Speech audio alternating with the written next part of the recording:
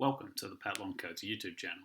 In this extensive video, we're going to be looking at a complete guide to the SAS 9.4 Programming Fundamentals exam. This is the first of free programming exams that SAS offer. It's the lowest level of the free, so really here, this exam is tailored towards people who don't have a large amount of experience in SAS, but want to show potential employers or others that they have some background knowledge in SAS 9.4. If you're someone who has a bit more experience in the SAS programming language, I recommend jumping straight to SAS 9.4 base programming exam. And then after that, there is also the advanced programming certification in SAS 9.4. So again, this is the first level and is a good starting certification also to build your confidence going forward. In this video, I'm going to go through every one of the 84 items listed in the SAS Programming Fundamentals Exam Content Guide listed on the SAS website. First, I also want to mention some other information about this certification. It has a standard price like the other programming certifications of $180 US. It doesn't expire, unlike a lot of certifications. If there's a newer version, they'll just update the name of it, but this will never expire. The exam provider is Pearson VUE, and you can do that in person or at a testing center. Online or at a testing center.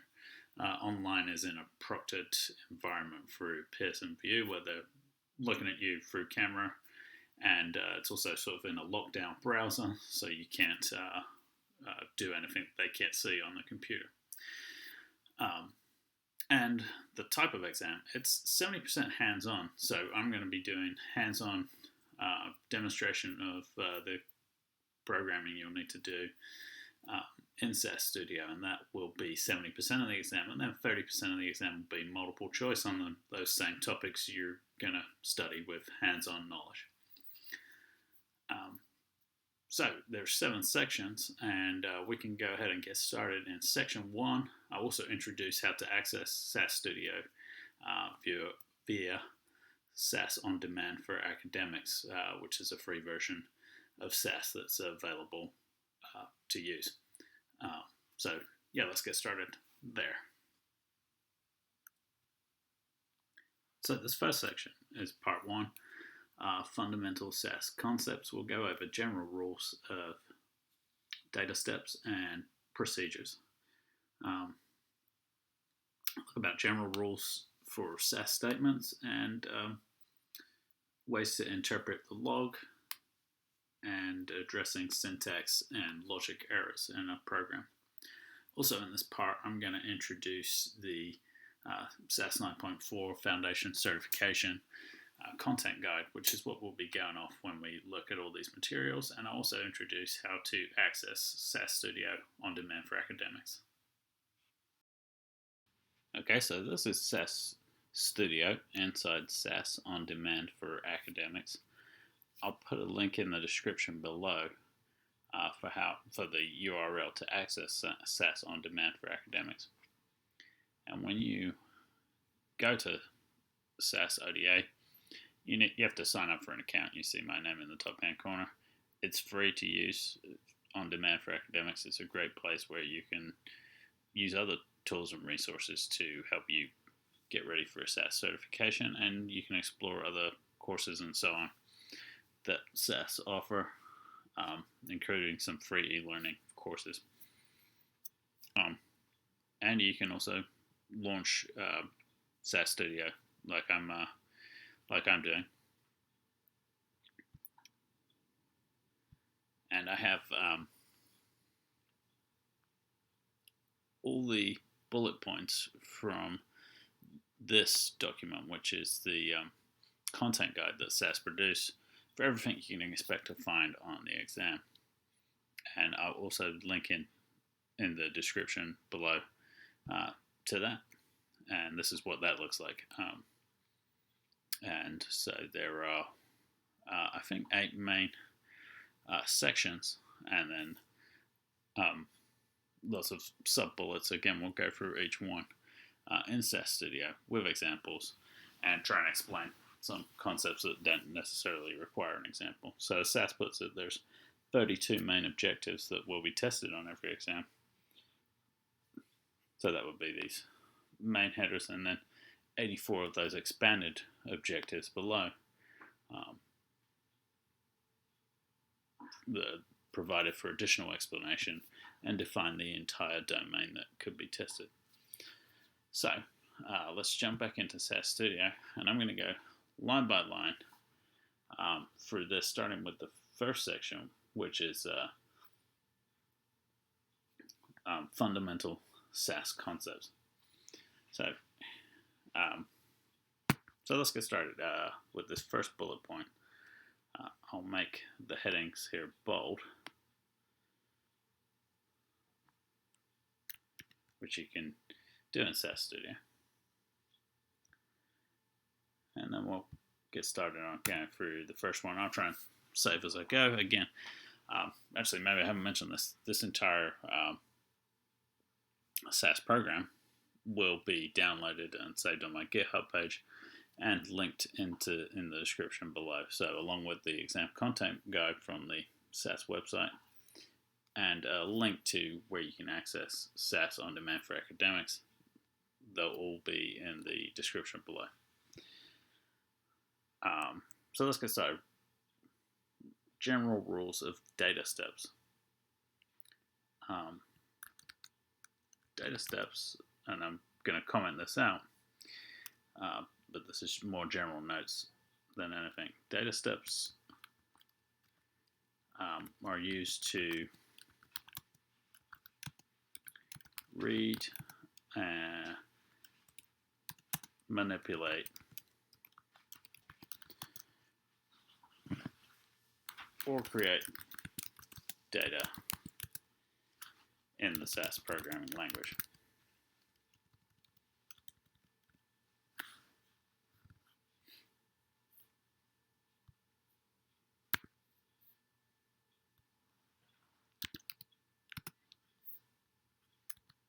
And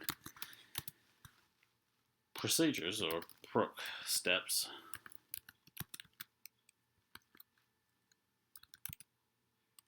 are used to perform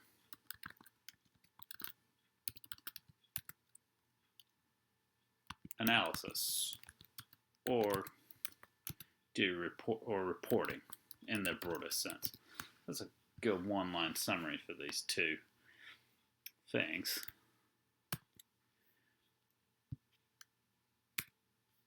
Now let's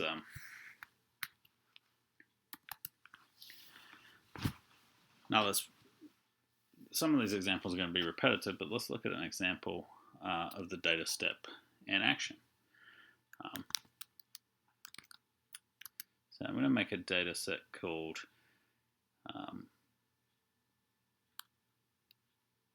cars subset. Again, this may be a bit repetitive, and we'll see examples.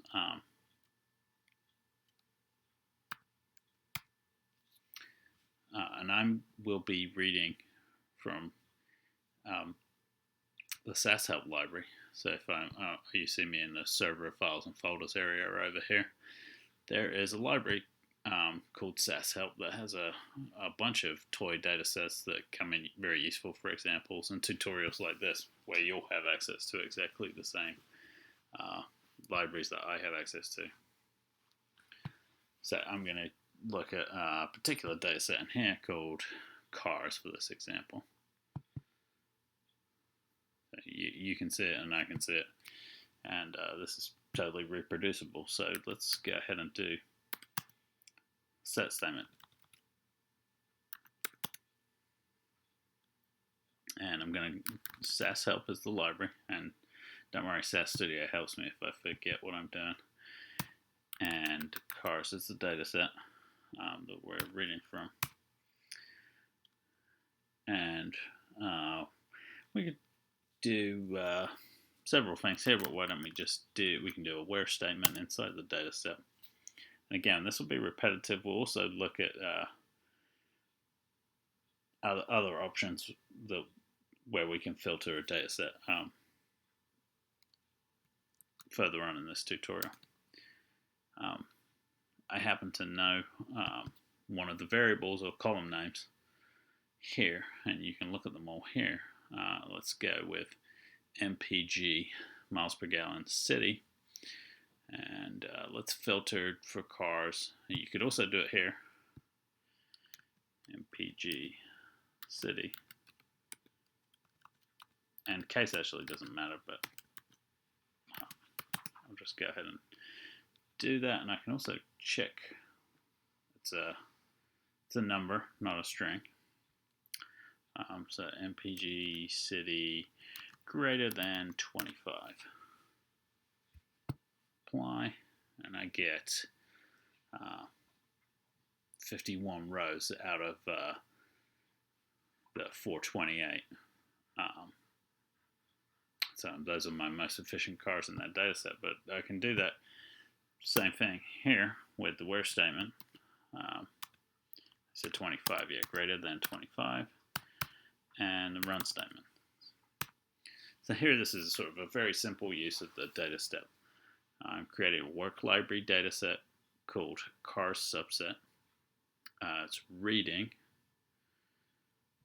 in from SAS help cars. I'm manipulating it because I'm subsetting it, and I'm creating an entirely new data set called car subset. So I kind of trying to meet all these aspects to the definition of a data step. And as always, I'll try and point out the tools we use to check logs and so on in SAS Studio. I'm just going to run, and I think I didn't name the column variable properly. Again, case doesn't matter. This could all be lowercase, but I noticed in the data set they had this case, so I'll just go ahead and use that. And there it is. Sorry, I left out half of the name. But now we see it, and you get to see the issue I had in the log. Also in the log, you get to see the information returned.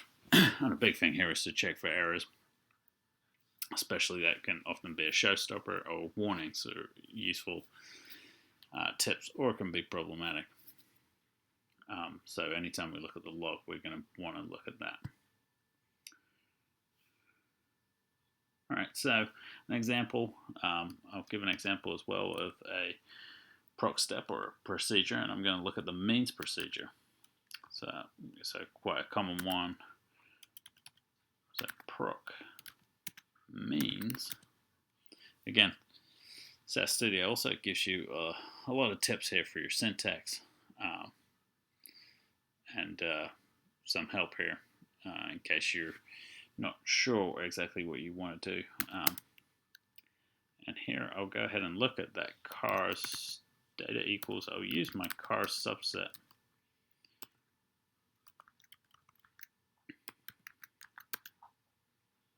That I made.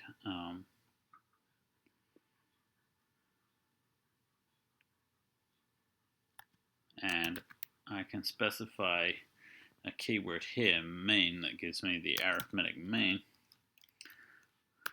And I want to specifically look at the MSRP.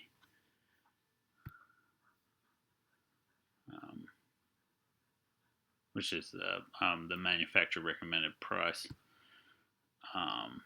Yes, and it's called, and it's MSRP, the column name. So that's what I just wanted to check by looking at that data set. So MSRP, and I'll finish everything in a procedure or the data step with a run statement. And let's see what this returns. So it just simply tells me what the arithmetic mean is of those 51 rows that I had in my subset of the SAS-help.cars. Also, something I want to mention at this point, we looked at the SAS help libraries. This is our work library, and this, anything that doesn't have a live name or a live ref here, like SAS-help.cars, is in SAS-help, and that's a read-only library. But anything that doesn't have a live ref goes to this work library dataset. It can be spelled out in this way. This would do the same thing, but typically that's not the case. We just leave it like that. But it writes out to this work library dataset, which exists for your session in SAS Studio, or if you can use other ways of accessing the SAS programming language. But in SAS Studio, just for your session while you're here, this will exist. Once you start over again, this won't necessarily exist. And we'll get into that as we look at the live name statement further into this tutorial. Okay, so I think we've covered that fundamentals SAS concept of the general rules of data and proc steps. Okay, so now let's move on to recognizing general rules of SAS statements, including global statements. A couple of things I'd like to write in the comments here. First off, statements in SAS end with a semicolon. So you see that in the data step and means procedure I put up here. The set statement, the data statement, the where statement, and the run statement all end in a semicolon. We don't necessarily put the run. You could have two data steps like this and only one run statement, but general best practice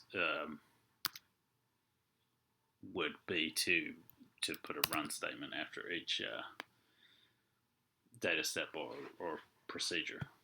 So there will be no error if I do that, and I'll have the two. I made a second car subset called car subset 2. There, I'll have that second one as well. So that's not necessarily a rule, but perhaps a best practice. But something that absolutely has to happen is that a statement in SAS ends with a semicolon.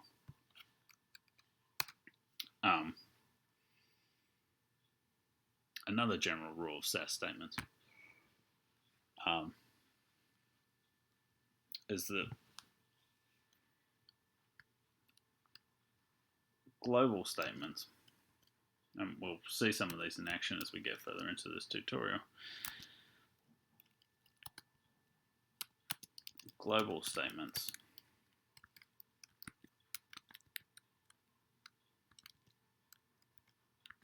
are valid anywhere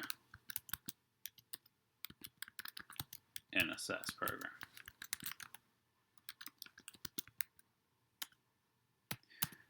And examples of these are options, title, and live name.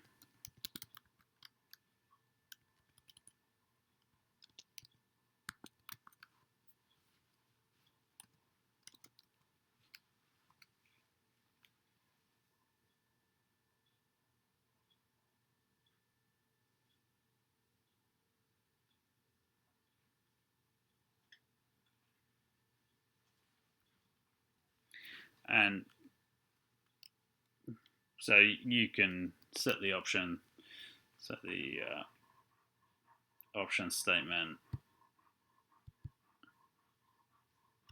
here, Let's just put something straightforward. No date, no number. Then you can do, we'll go back to that work library dataset cars we just made. Data equals work dot, we don't have to put work dot, but we can. Dot car subset.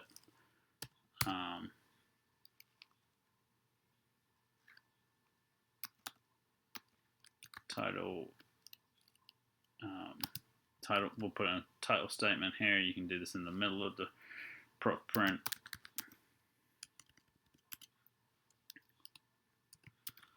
And we'll call this title my cars subset.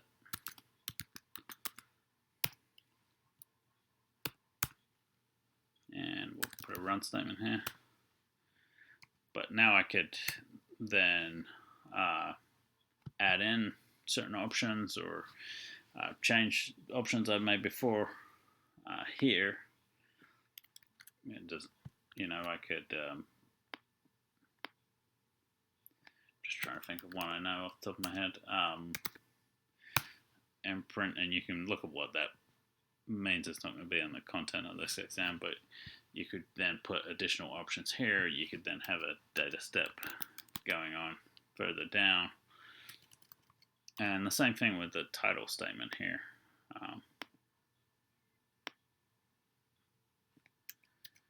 I can put this title step another point, and then the next thing that's printed out in your results here would have the second title.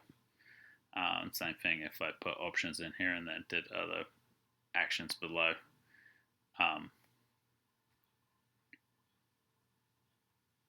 They would be subject, the procedure or the data step down here would be subject to this new option statement. So just going to give that example. You can see my title up here. Again, if I added in a title statement to just be blank here,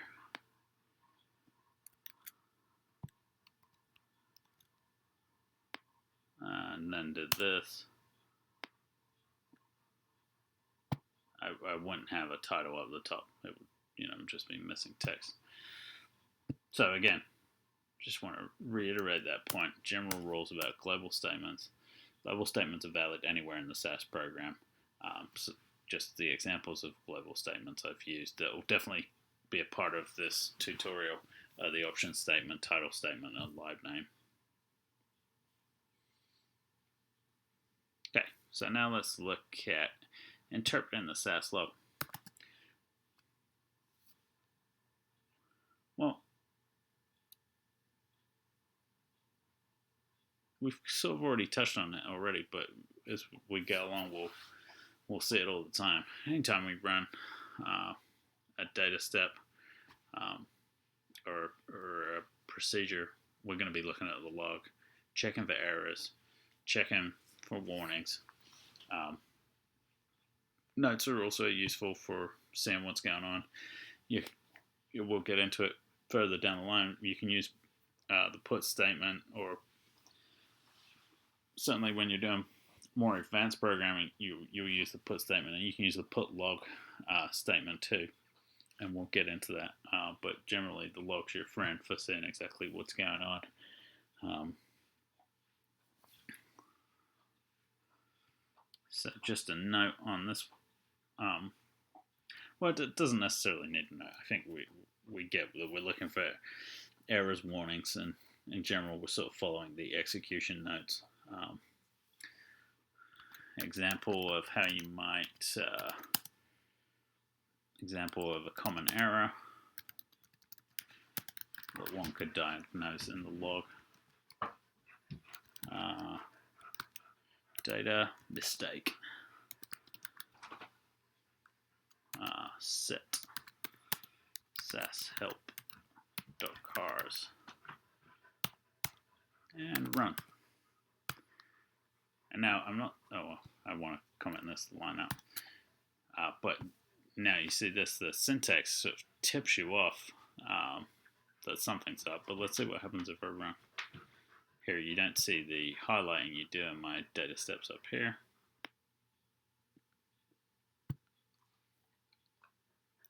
And I have an error. Set is not allowed in the data statement when option. Okay.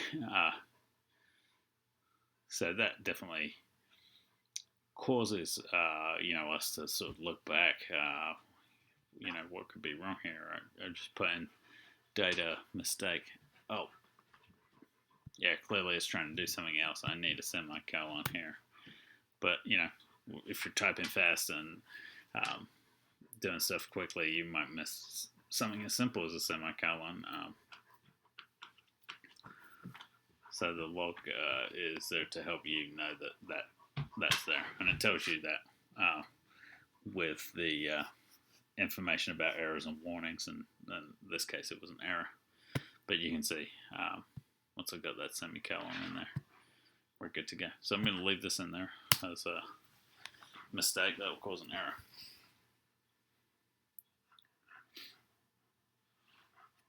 Okay, so distinguishing between syntax errors and logic errors.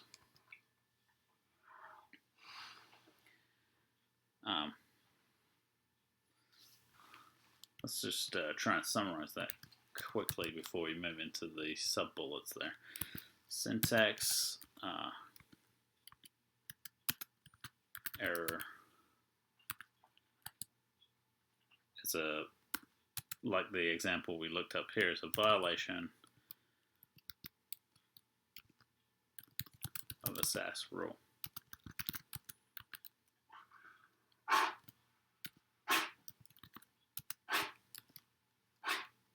E.G missing semicolon or something like that. Meanwhile, logic errors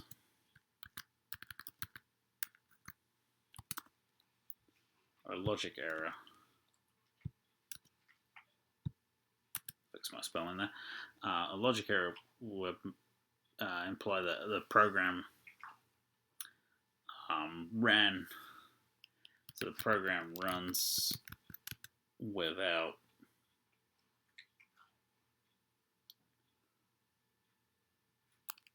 an obvious error, without an error in the log that you might have. It runs without a syntax error, but gets the wrong results. So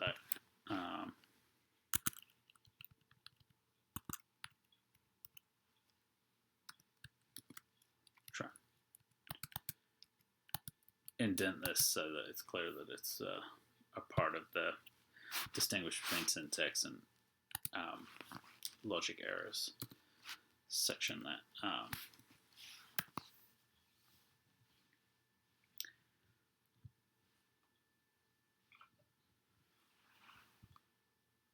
okay, so a logic error could, I won't necessarily spell it out with an example here, but a logic error could be, let's say, for example, there's another column with a similar name to MPG City. It's MPG Highway. Let's say I was looking for the MPG City under 25, but I made the mistake of thinking they were around the same. They were the same thing, and I did. Oh, sorry, excuse me. And then I ran this. Well, I really only wanted those 51 rows, but I've ended up getting 260 because there's a lot more cars that have an MPG highway above 25. But really I wanted those 51. So this is definitely what we would call a logic error. I'm not getting the results I wanted. If I'm telling someone or presenting these results as if it's equivalent to the MPG city, I'm getting I'm experiencing a logic error there. And that's sort of just a basic example of that. And that wouldn't necessarily stand out in the log. That's more a data mistake or an analysis mistake.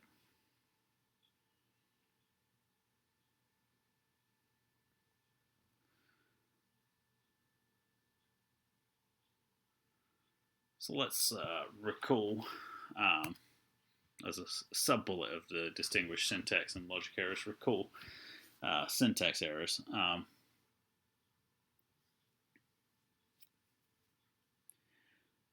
And I'm just could really give another example.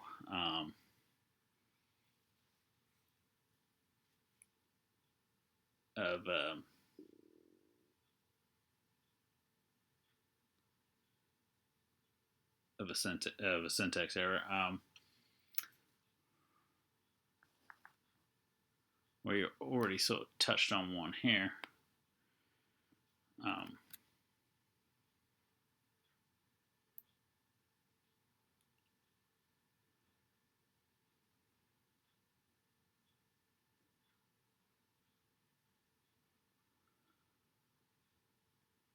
But some syntax rules we need to pay attention to here are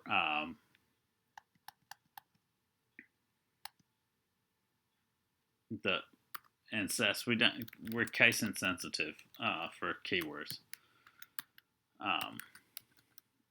and for column names. I think I've already mentioned that we don't necessarily have to worry about. So let's give a look at our data steps here. Go back up to the earlier ones. If I change this, if I change my data to have an uppercase D at the start, it does the same thing as if it's all lowercase. If I changed it, you'll see some programmers will use this. That's also fine, and you'll see it uppercase all the way, all around the way. That's also fine. So SAS keywords are case insensitive. Is a first point of some syntax rules in SAS. That's not necessarily the same in other languages. Data names do have some rules. They must start with a letter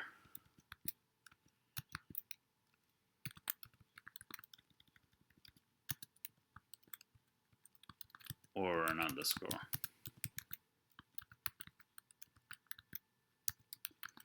So that rules out quite a lot of your keyboard.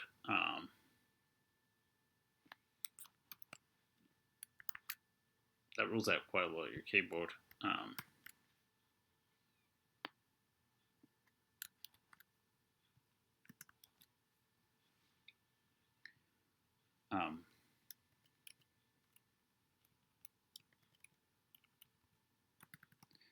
Including obviously numbers and every special character except the underscore. So what happens if I try and say 1, 2, 3, 4? So my data set as my data name, set statement.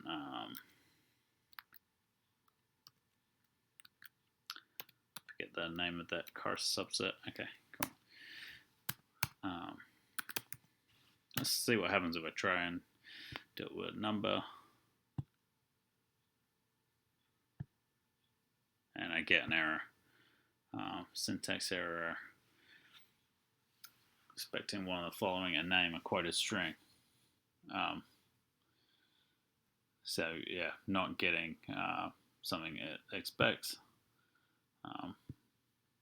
Then if I were to do that with the underscore, would it be acceptable? Yes, it should be.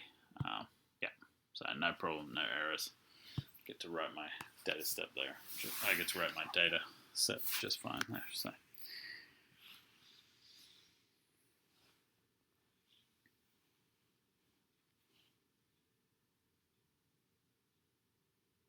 Okay, so let's move on to recognizing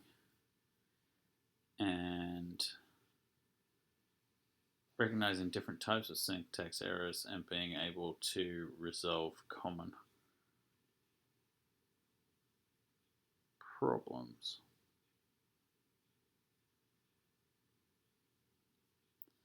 So we've sort of been doing this so far along the way. We talked earlier, just to rehash, we talked earlier about a common error of leaving off a semicolon and how we diagnose that straight up, when we run any section of code, we're going to be looking at the log.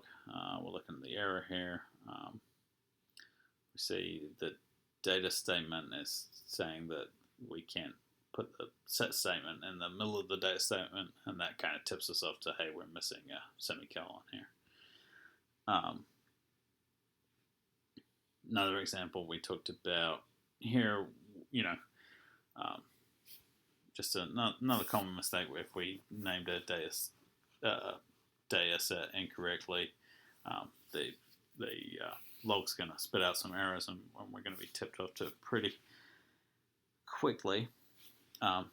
So I won't necessarily add any more to this. I'm just going to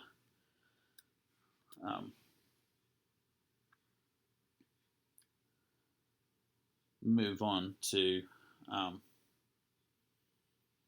talking about use of the put log statement to troubleshoot logic errors. Okay, so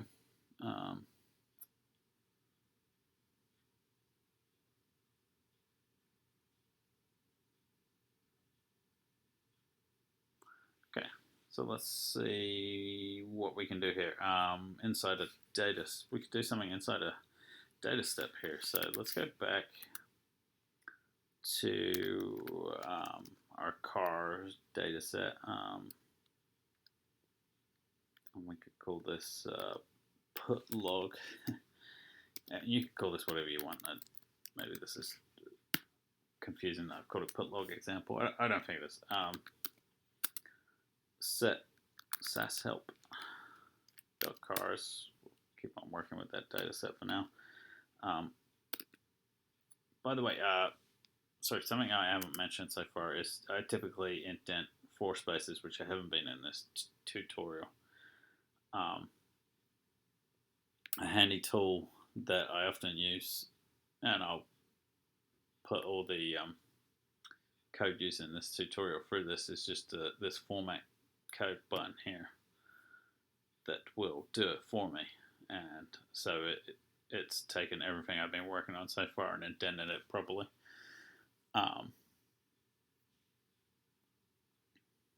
So I think it comes in pretty useful if you're using when you're using if statement, because although indentation doesn't matter for the code, it's very readable for other people if you indent it. So let's go MPG, what's the name of that column? MPG city.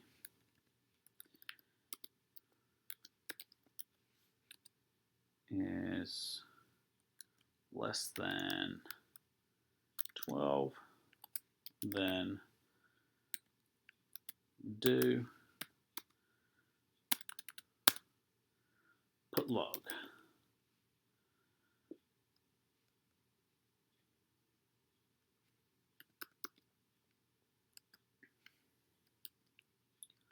Low MPG vehicle detected.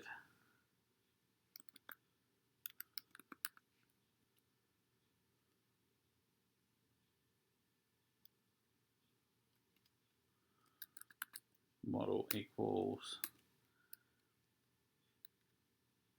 and make equals MPG city equals, and we need to make sure we have a semicolon and an end statement, and we need a run statement for the whole step here.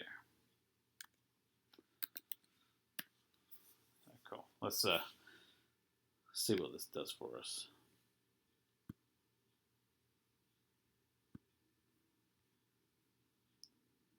And cool, look, so here you can see what the put log statement does here. We can really see it in clear terms. We put this here and we said, you know, if MPG is less than 12, you know, put log can feed us that information, and you can imagine on a much bigger data set how useful this can be. A low MPG vehicle detected, so put log printed that out, and then, you know, I expressed that I wanted the model equals, so that was a valid column or variable name in the SAS help.cars dataset. Make equals, printed that out forward, and then MPG city equals 10, so it was less than 12. And then the same thing for the Hummer below as well. So that's an example of how we might use the put log statement to debug further than what maybe we obviously want. Okay, so that actually brings us to the end of the first section we'll be looking at in this exam. Next, we're going to be looking at section 2, which is exploring SAS datasets. So if you're following along in the programming guide, we have concluded exploring SAS datasets.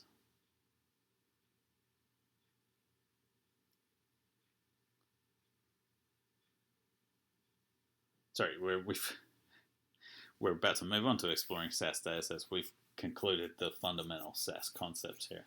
So our next section is exploring SAS datasets.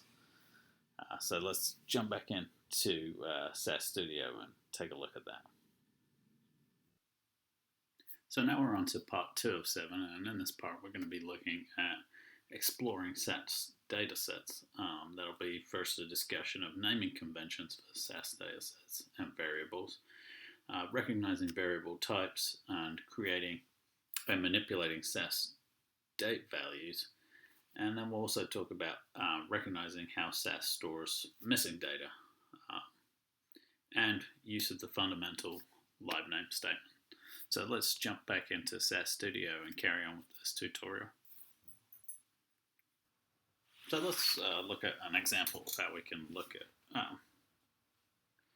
date values. Also want to mention that although they are represented by the number of days since Jan 1st, 1960, they can be displayed in various formats.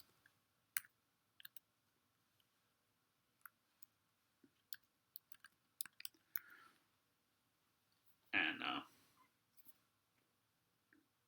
I'll give you an example of one of those in a snippet of code below. Okay, so let's, we won't use the SAS help library for this one, we'll just make one from scratch. So data, date,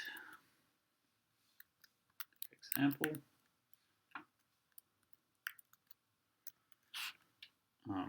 So I won't need a set statement. Let's say someone's birth date equals, so we'll define a date literal here, 15 Jan 2005,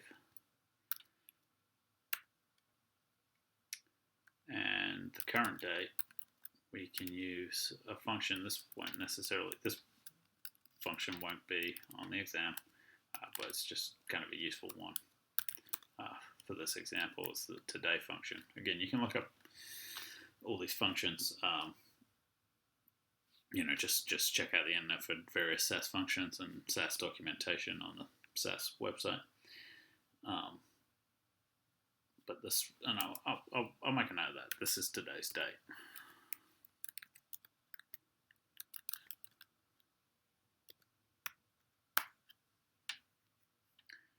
And this is a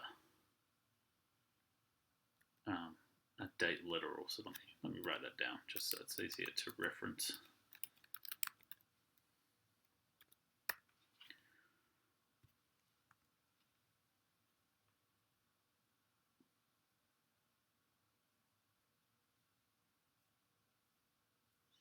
Now, let's use the fact that this is the number of days since Jan 1st, 1960, to calculate the age of this person in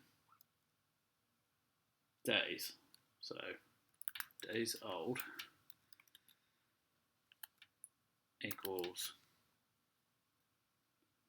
current date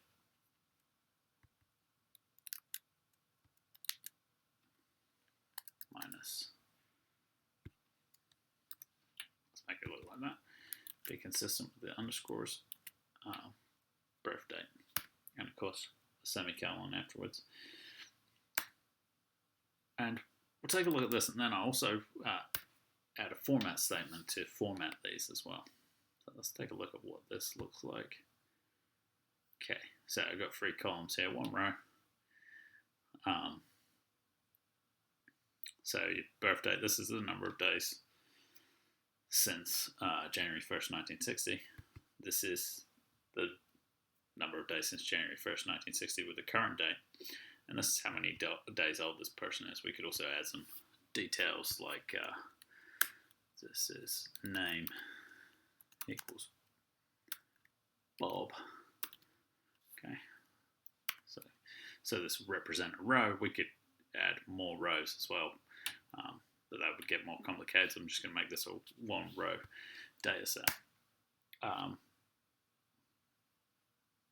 But you could say that that's not super readable, but what we could do is add a format statement to make birthday and current date more human readable than days since 1960. And with the format statement, you can again look this up on the SAS website. There are numerous ways you can format a date that are very readable. I'm going to go with MMDDYY10, and we'll take a look at what that looks like.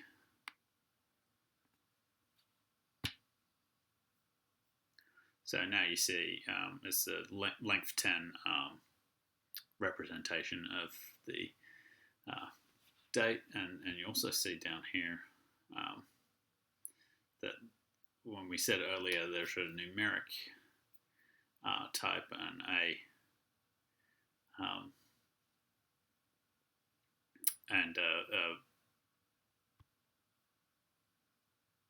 they're both a numeric and the character type of data set.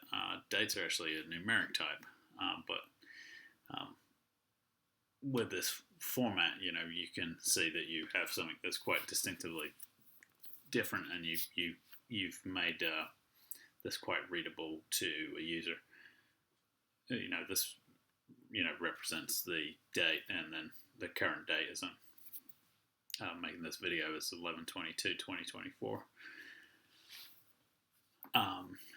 So that's just one of many formats. I believe there's one that's very similar that just makes the year only 2 numbers.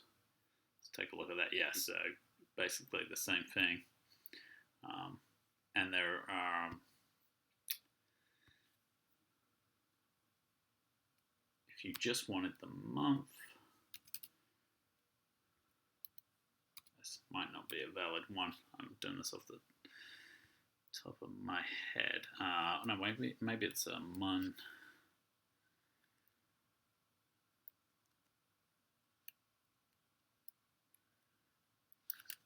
So it's 1 year 7, but let's stick with the ones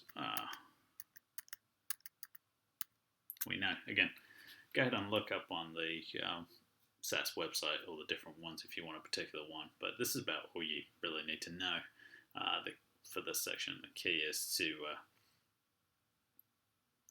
see how many days, see the date, understand that SAS stores dates as the number of days since January 1st, 1960, and that they can be displayed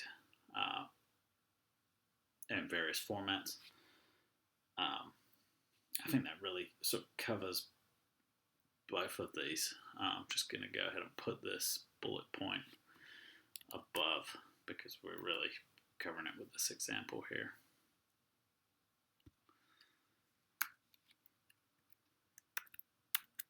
So, okay,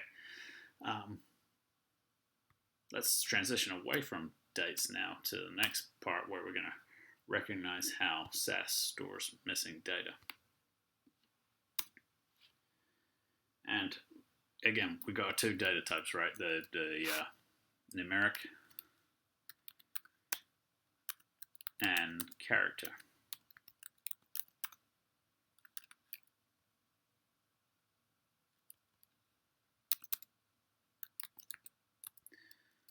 And I think that at least with numeric, the way missing values are stored in SAS is unique as far as I know to SAS. It's a period. And for character, it's not unique. It's just stored as a blank space.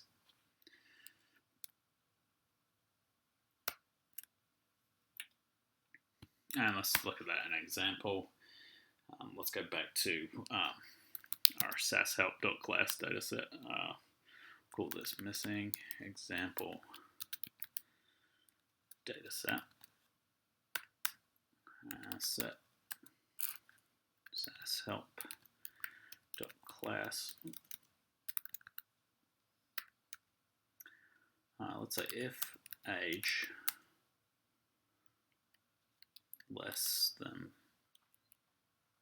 13, then height equals missing.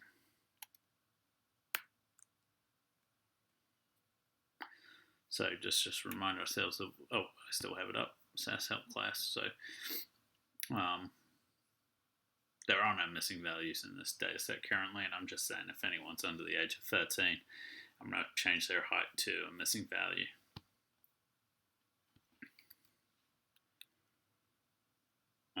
And I'm just going to use a run statement as well. All right, so let's take a look at this.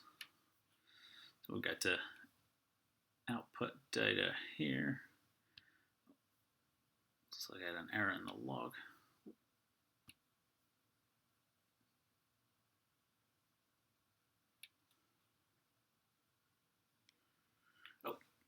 I put minus instead of equals, so it just good to see me troubleshoot a mistake that wasn't intended here.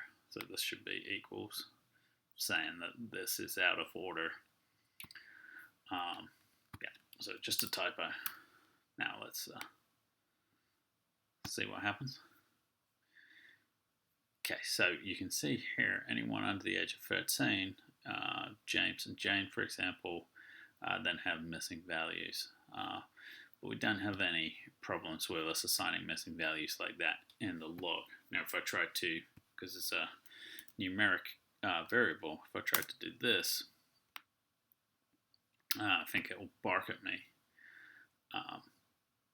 Or it'll just, it took care of it for me. It said character values have been converted to numeric. So I tried to assign a character value that was missing to a numeric value, and SAS just went ahead and took care of that for me, and I got the same result.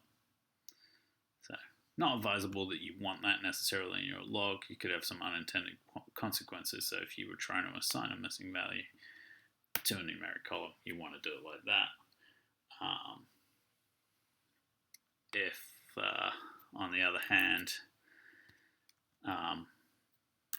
do this if age greater than 15. Say for some reason we want to anonymize the name of the person if they were greater than 15 for some reason. I think there's 16-year-olds in this data, so we'd expect Philip's name to disappear. Then name equals, missing. So this is this is a character column, the name. So, assigning a missing value to that would just be that empty quotation here. So let's take a look at that. And so now we have Philip. Looks like it's the only 16-year-old, so Philip's name's gone missing. Again, we have missing values here. Similar to what we looked at earlier, let's see what happens if we try with a character to assign a missing value. Not sure we'll get the same result.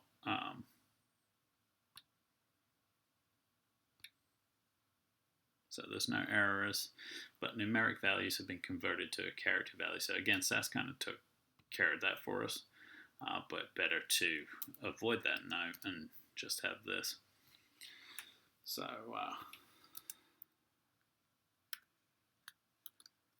so just put a note in here, assigning missing value.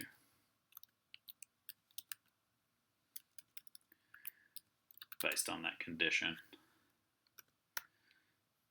And same thing here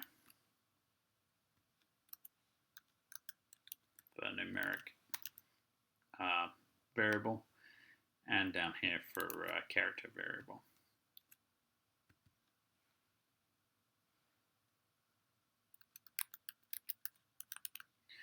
Cool. All right. So let's take a look at using a live name statement to read SAS data sets. Okay, so what might this look like? A live name statement contains a couple of things. It contains and it has some rules. It contains a lib ref, and it also contains a name. So my lib. And I also want to demonstrate that it can only have up to 8 characters and has similar syntax rules to variable names and dataset names. You can't lead with a number, and you can't have special characters other than the underscore in it. And it has to be length 8 or less. So we'll start with a valid live name, and then I'll show you where you can go wrong. If you were on a Windows computer, it might look something like this. C, users, me, then whatever, wherever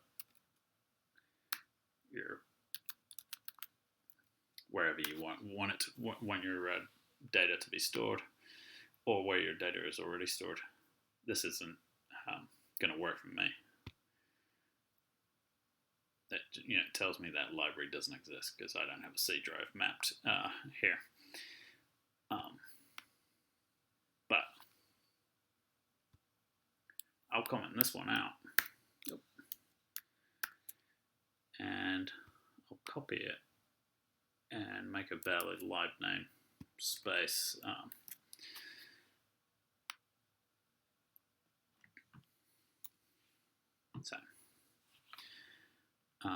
So here in SAS Studio, I can go here and look at properties, and this is a valid place in SAS Studio and SAS On Demand for academics. And so I can map that, and it will put me here where I'm saving stuff. Not necessarily a good idea to have your SAS program and your data in the same place, but this is just an example. And so I have successfully assigned as follows. So now I have a lib name here. You also see it down in your libraries. Now you see this mylib location. I don't have anything saved there, but you also see it you also know that it's here on the server. And if I wanted to write, I could write class. I'm going to put mylib.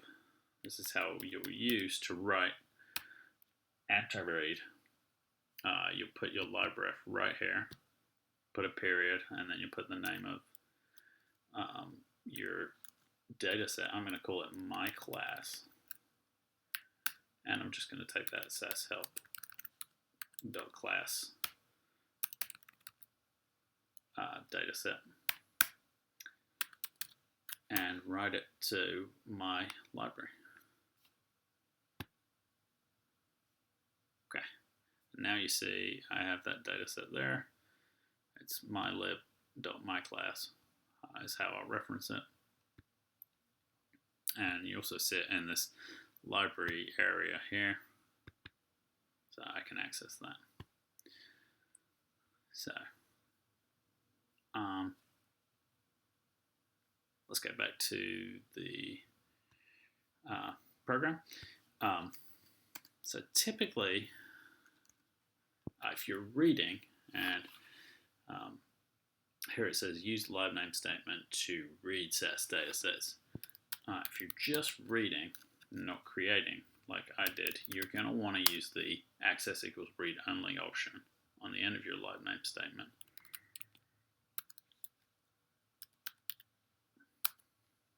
And I'm going to make it's the same place. I'm going to make it access equals read only.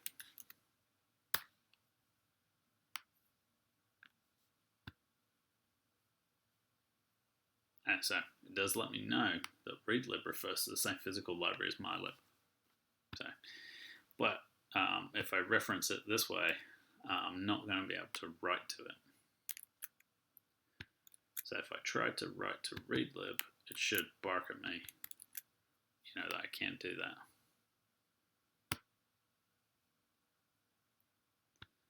So write access to member readlib.class data is denied. Okay. But if I want to read from it and do something in the work library, I can. So if I wanted to make my own data set called my class, this is achieving this goal. Use the live name statement to read SAS data sets. So I'm using the set statement here. I'm referencing readlib, my library, and then it was called my class, so let me change that. And I'm reading that my class data set. Then that should just show up, yeah. So now I have this work library data set called my class. And I'm reading in using this live name statement I made here. And also want to give a bad example of a libref here. And some of the restrictions. So if I tried doing this, leading with a number, just like with the variable names and the dataset names, that's going to cause a problem. One is not a valid SAS name, error in the live name statement. Okay. But also, we're at the limit here for librefs. It has to be 8 or less. So even if I just put that extra character on the end, it should complain about that in the log. Yeah, read underscore lib underscore is not a valid SAS name, and that's because it doesn't explicitly tell you, but it's because it's greater than 8 characters. So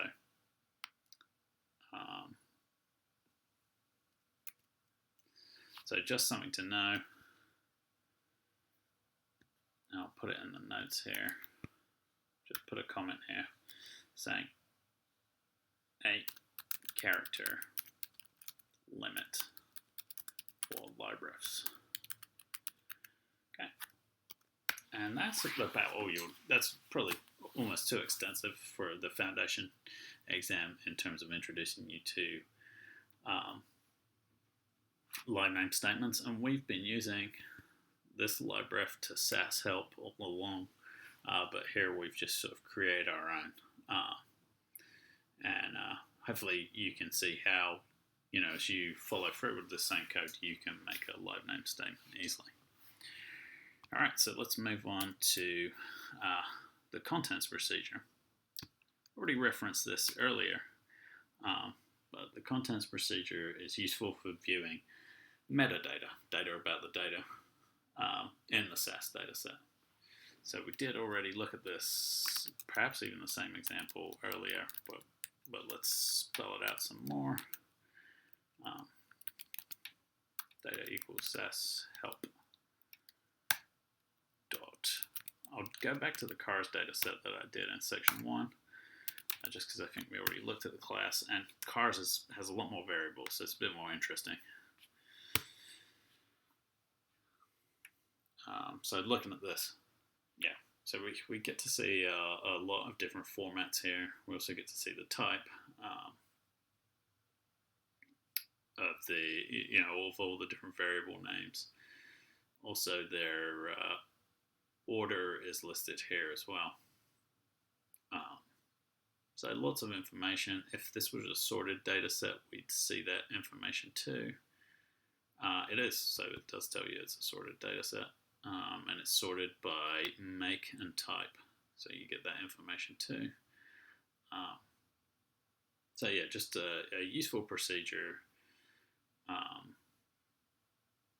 especially if you're dealing with a data set that you don't know anything about. It gives you that information.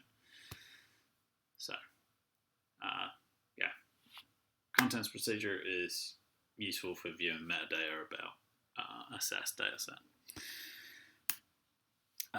Recall how, onto the next one. Recall how to use data set options: drop, keep, rename, and obs equals. There's more than that, but let's take a look at these ones that are specifically spelled out.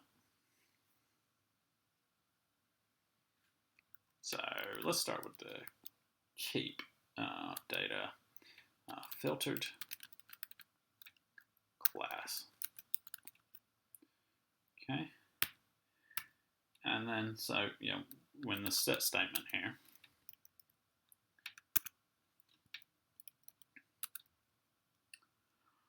SAS help dot class.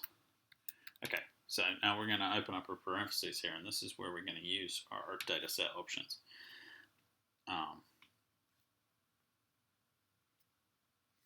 Let's start by looking at keep. If we do keep equals, again, it spells it out. For an input data set, specifies the variables to process. So keep equals name, age. Say that's all the information we wanted. Semicolon and a run statement. And we should just get returned a work library data set called filtered class that just has those two variables in it. And yeah, so here we have it. Name and age. That's all we wanted to keep. Let's look at a few of these other ones. The drop statement would essentially just be the inverse of this.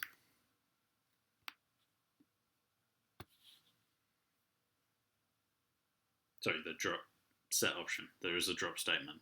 It's separate. But the drop equals option data set option.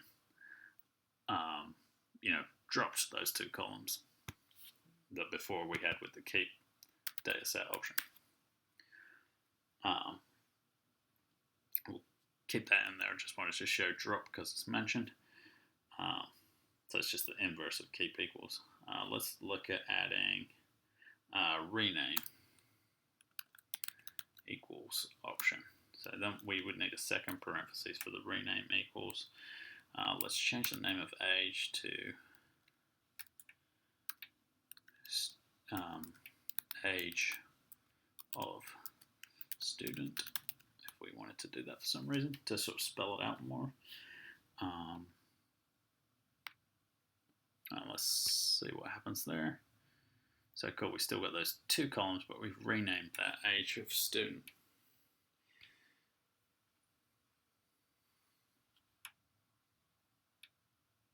And the other one we haven't talked about is obs.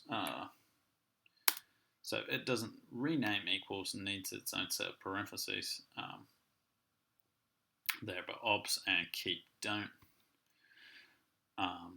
So I'll just do obs behind that one, and obs is simply giving you the first X number of observations. In a lot of other languages, it looks like, in data frames, it looks like head. So head usually has a parameter of 5 by default, but you can explicitly have as many as you want. In SAS, obs equals does that in this data set option. So this should just give us the top 5 rows. So you can change this to 10 if you wanted, or whatever, 2. You just want the top 2 rows. And there's various reasons why you might want to do that. But yeah, so that's just an example of the data set options that are explicitly called out in this exam content guide. Next, we'll be moving on to the next section, the third section of the content guide, which is using the data step to access SAS datasets. So now we're transitioning to part 3 of the exam content guide, which is using the data step to access SAS datasets. We'll be looking at using the data statement to create one or multiple datasets. We've done this, so there's some repetition here in the previous 2 sections, but we haven't used the data statement to create multiple datasets at the same time. We'll also look at using the set statement to read a dataset. We've kind of done that a fair bit already, but it doesn't help to spell it out once more. And we'll be looking at combining datasets, which will be totally new, and we'll have to use the merge statement and by statement when we do that. We'll also be looking at some other dataset options specific to the merge statement, and we'll be looking at subsetting observations and variables using if statements, drop keep statements. Again, not using the drop equals and keep equals options we just looked at, but specific drop and keep statements. And yeah, that should do it for this section. So let's jump back into SAS Studio and look at some examples. Section 3 here, we're looking at using the data step to access SAS datasets.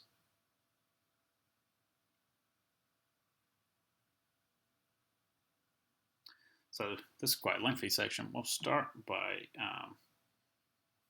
looking at using the data statement to create one or multiple datasets. Well, we've kind of been using the set statement all along since section 1 and 2 to create one dataset. Let's take a look at how we might create multiple datasets. There's a variety of ways we can do this. First off, we could do it this way. We could do something like young. We could separate our existing data set between young students and old students. So we got 2 distinct data set names spelled out here that'll go to our work library down here.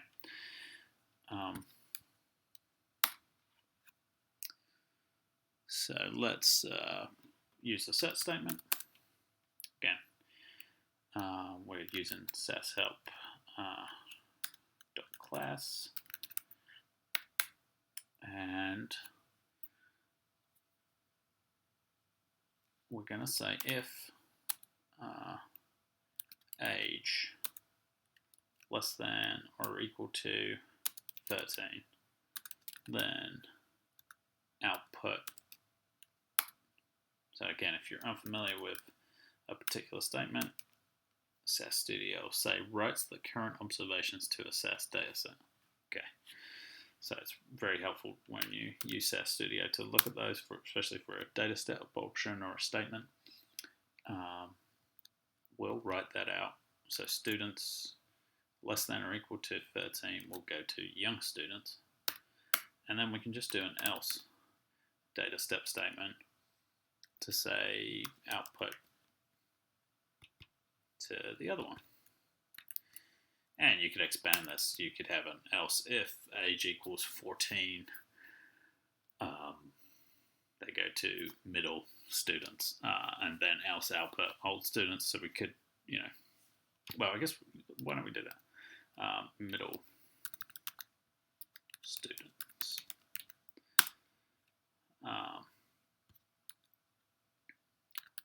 Else if age equals 14, then output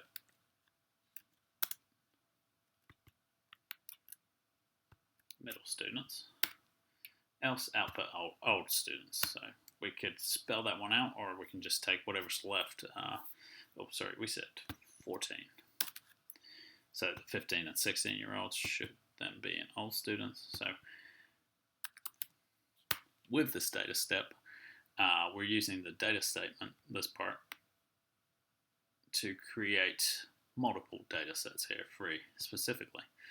So let's take a look at what that ends up looking like. Again, we should always be checking our log just for errors or warnings. There are none. Here we have our outputted data. These are the guys under 13 and under, middle students, the 14-year-olds, and then everyone else should be 15 and 16, and in that old students data set. Again, I like to have my libraries up, and you can see them in there too.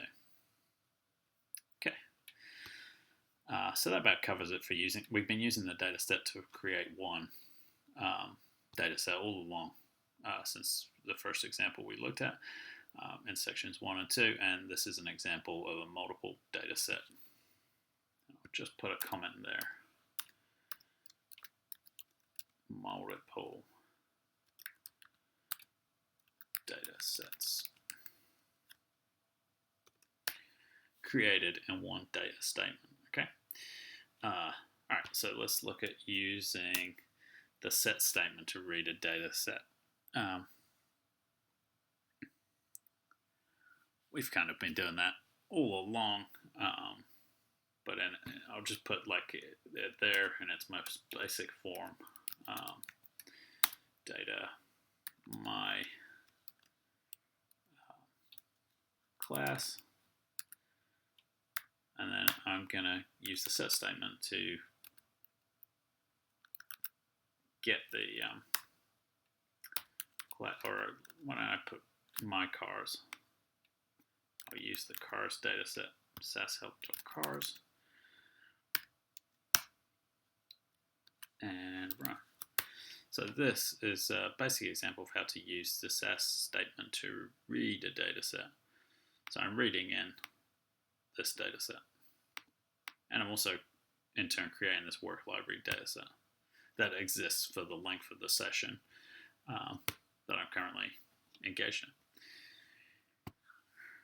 All right, so let's move on to talking about explaining how to use and combine data sets, and we'll start with using the merge and by statements to combine multiple data sets horizontally. First, I'm just going to indent my code so far. So yeah, look, the formatting looks much better there. All right. Okay, so back to explaining how to combine data sets. Yeah, we're going to start with the use, merge, and buy statements. Okay. Just a note on the merge statement. It requires matching keys, which in turn requires us to use the buy statement. And the buy statement, of course, requires us to have a sorted data set.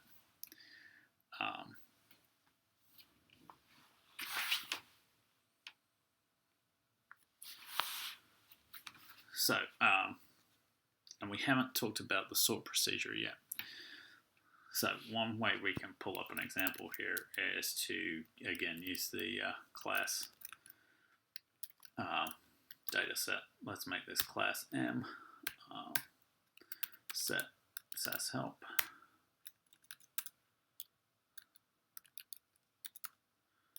Dot class. Okay. And we'll use the where statement to say where sex, that's the name of the column, equals M. So we just have the male students here. But we'll also make it different from this SAS help.class. We can use the keep data-step statement. We haven't actually looked at that yet, but we can go ahead and use it because it's fairly similar to the, but also distinctively different from the data statement option we looked at, where it was keep equals and drop equals. But there's also a corresponding statement called the keep statement that does something very similar. Okay, and so with that explanation, we'll go ahead and use this to make a abbreviated data set that just contains male members of class and removes those or just keeps those free columns, those free variables. And we'll just call a second data set class _f, where it's just the female students in that SAS help.class data set. Okay, and then we're going to talk about merging these two horizontally. So basically, putting them on top of one another.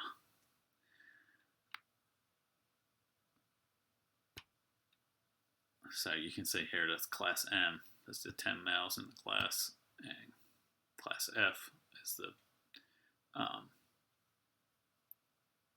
9 students with that column equaling F.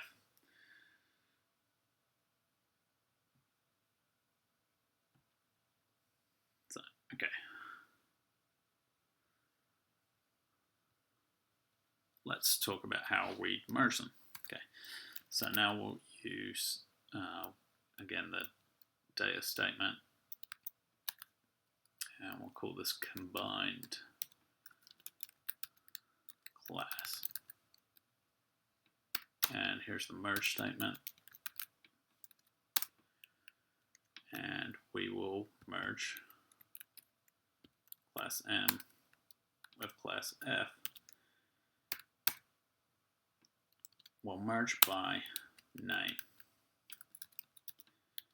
Again, case doesn't actually matter there, but we'll just make it lowercase for consistency.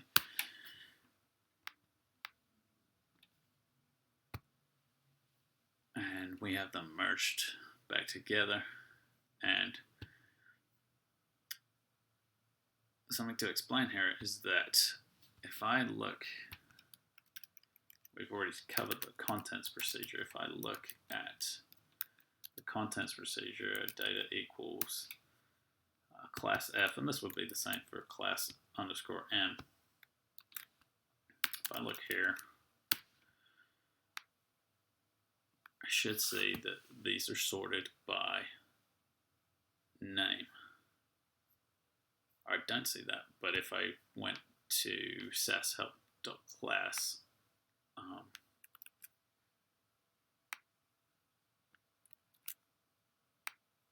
we'll see if they were sorted by name there. they weren't sorted by name. But typically we would sort these by name, and we know that the names are unique, but if I was trying to do this by age, it would be a very confusing result, or an error by variables and not properly sorted on dataset work.class. But so typically we have to have our inputted datasets sorted, but because the name is unique, it won't cause a problem.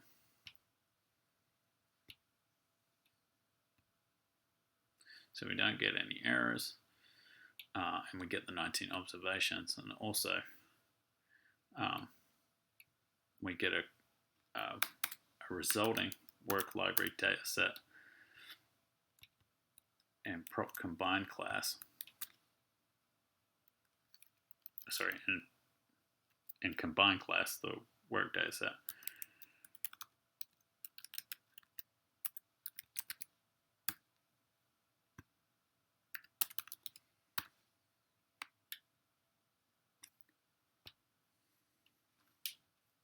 And it's also not sorted ostensibly because it hasn't been subjected to the sort procedure, but we can see it's in order of name. So Alfred is the first one, and they appear at the top just the same way it does in this data set. The original data set that we read in from, or combined class 1,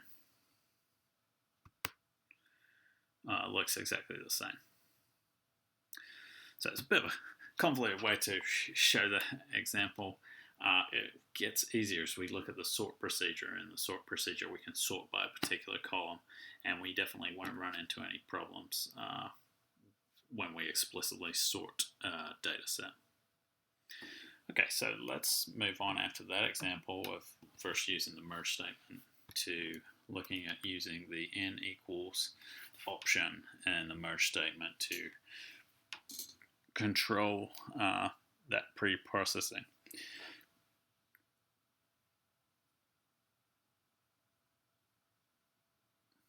So when we do that, again, we'll just build on this example here.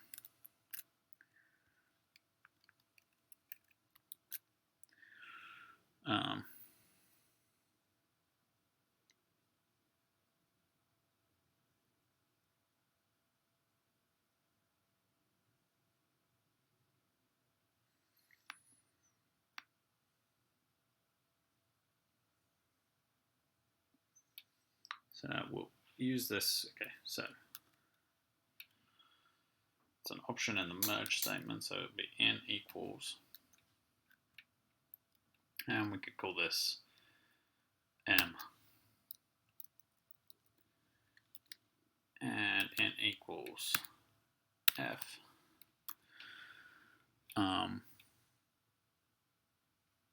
And we'll still have the by name statement. And if we were to do this, we should not get any columns if in 1, if m and f. We should get an empty data set because there's nothing that is in both of those data sets. There were 9 in one and 10 in the other, on a total of 19. So we should get an empty data set. Cool. But if now, I just wanted to show you that example first. Let's look earlier, we made this data set where we had young students, middle students. Again, that one's mutually exclusive too. Let me see if I can find, or I'll just make I'll build off this, and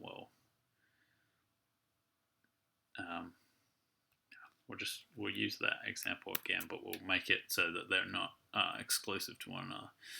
So young students and old students.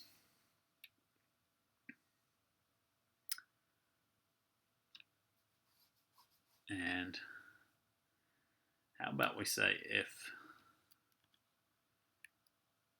greater than, if age greater than or equal to 13, then old students. So our 13-year-olds should be in both data sets.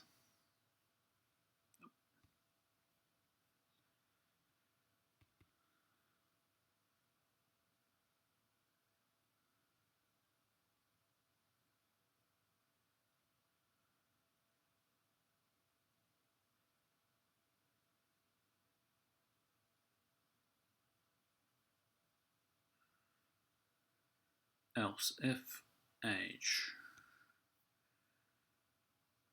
then output. Sorry, I'm missing the output statement. So good to see me work through issues the same way you might face them. Okay, so else if then I was missing something.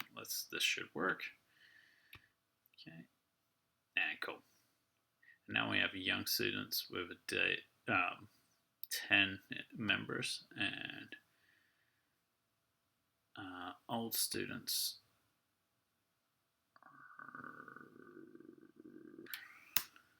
doesn't seem to be letting me do this actually.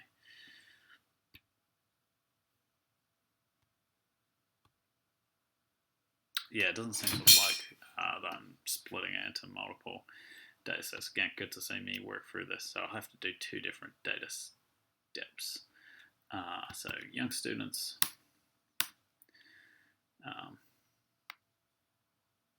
we'll use the where statement, where age less than or equal to 13. Okay, and then we'll do old students. So again, good to see me work through these issues as I figure it out myself. Where equals age. We don't want any of that then output, sorry. Delete that. Okay.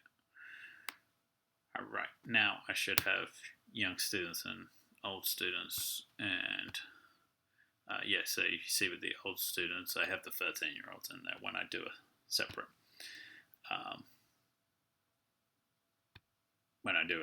data step. All right, now let's change the names of these. We'll merge old students and young students, and we'll just keep the names M and F, or let's not do that. Call it Y and O for young and old, and if they're in both, we should then get them in this combined class data set. Okay, so yeah, we have all our 13-year-olds in this combined class data set. Okay, so that's an example of using the n equals option on the merge statement to control processing. Sorry, it took me a little moment to get there. But now let's carry on to use the set statement to combine multiple data sets vertically. Okay. So here, again, we can use these two. And we could just stack them on top of each other. Now we'd have, we're not using the merge statement here, we're using the set statement. So the fact that we don't need a by statement means we don't have to obey the rules, like there being a unique name or the data set being sorted. We're just stacking them on top, so there'll be duplicate rows. So data set stacked set old students and young students, just like that, with a space in between the two data set names.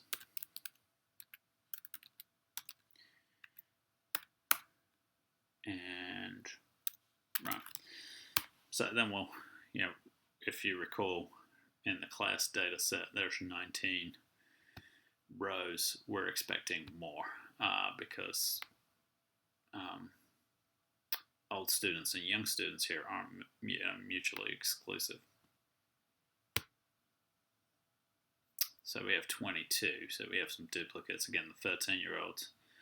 You see Alice and Barbara are both in these two data sets, as is Jeffrey. So there's some those are the 3 duplicates, as a matter of fact, but we just stacked those 2 data sets on top of one another. In fact, if we so chose, I won't leave this as the example, but we could do this.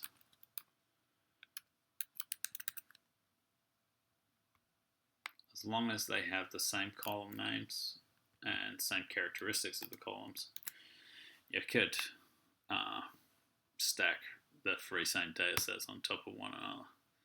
So now we have 57 rows. So we're just repeating. We start over here at observation 20 with the same data set.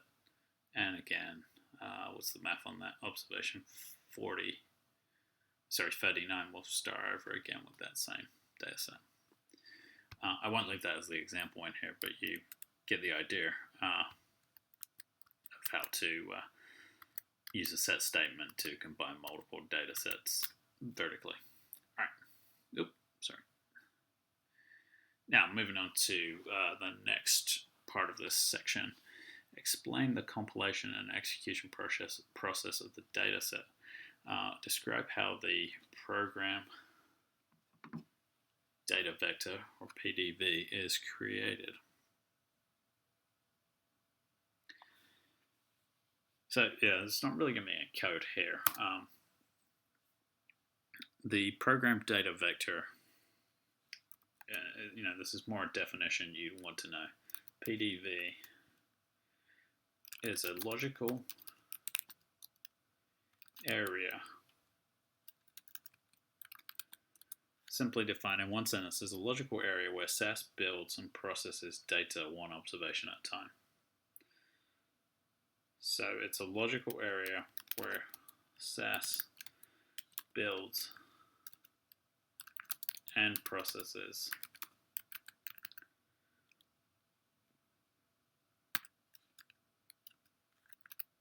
data one observation at a time. So that will be the specific definition, and for efficiency purposes, it's also good to know that it has some default behavior. If there's some ambiguity, or you haven't explicitly assigned a length or a type for a variable, SAS does that here. The program data vector does that. SAS assigns a length and type for each variable when it first appears.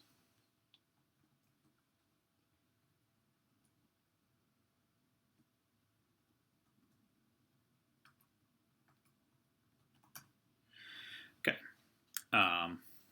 that's about what you need to know for that, and that's just strictly a definition to know.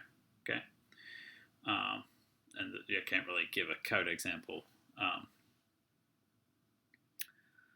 But I guess with this length statement, we can help you can potentially make the storage size and order in the PDV more efficient, right? So if you're explicitly assigning a length, let's give an example.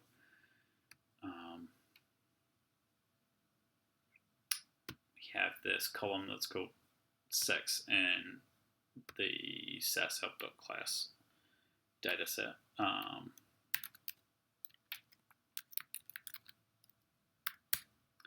So set SAS, I'll use that column, SAS-help.class, and I'll make a column called gender.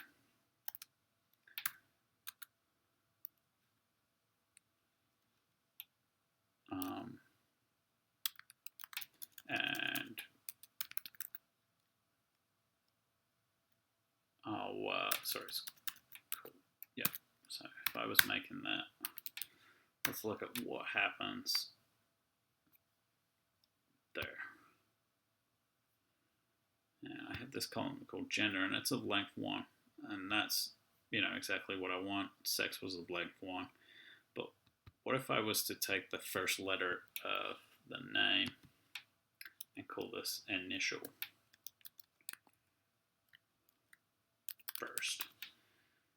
And this is a substring function. It's not going to be on the exam. But again, with functions, you can see the different arguments. And the first argument is the variable you're taking a substring of, and for me that's name. The next one is the character you're going to start at. I'm going to start at the first character, and the length will be the last argument, and that's what I'm going to take there.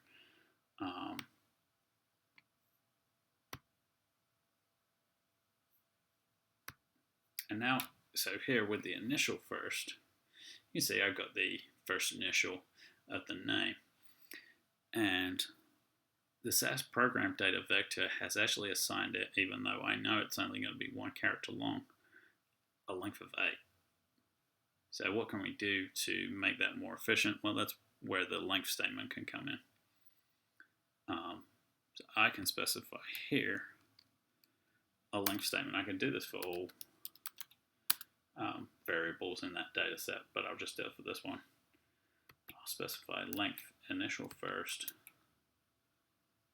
and I know it's character, so I can do it this way. I do it with that $sign and a semicolon at the end of every statement. So the same with my length statement, and now we'll look at it. And we'll see it's got a length of 1. So again, we're using that length statement to control variable storage size and order in the program data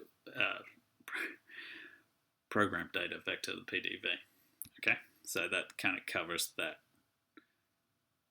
section. So now let's move on to describing the process of the data step iteration. Again, this is one where there's not much point of giving a code example. Just for the purposes of this exam, we need to know that each data step iteration, we'll just spell this out, each data step iteration processes 1 observation or 1 row at a time. Okay, that's about all we really need to know here. Yeah, so I won't give a code example for that one. And cool, yeah, I think we talked about the program data vector. Again, just remember definition, it's a logical area where SAS builds and processes data 1 observation at a time. We showed how we can affect the default behavior of the program data vector. Again, if I didn't have this length statement, my initial first column would be length 8. Thus, if you had a really big data set, that could be quite inefficient, and we can affect this default behavior of the PDV and take up less storage potentially by specifying that length of 1, which is all we need. We're not sacrificing anything by doing that. Okay, and the process of data step iteration is each data step iteration processes 1 observation at a time, or 1 row, we might say in other languages. All right, so let's now move on to subsetting observations and variables. We've already kind of used the where statement a little bit here. Where did we used it quite recently? Yeah, so just put the same example back in. We don't need to spell that out anymore. Our old students, we said where age is greater than or equal to 13. Um, so that's a perfectly fine example there. Oh, I put it in the wrong place there. Let's put it here. Okay. All right, and use the if statement to subset observations during processing. We done that earlier as well. When we did multiple sets of students, we did that here with the if statement. I'll put that same example down here too. So you can see here if age equals is less than or equal to 13, then we outputted them to young students if age equals 14, middle students if else they output to old students, okay? But let's look at using the drop keep statements. I will write something new for that. Okay, so data, cars,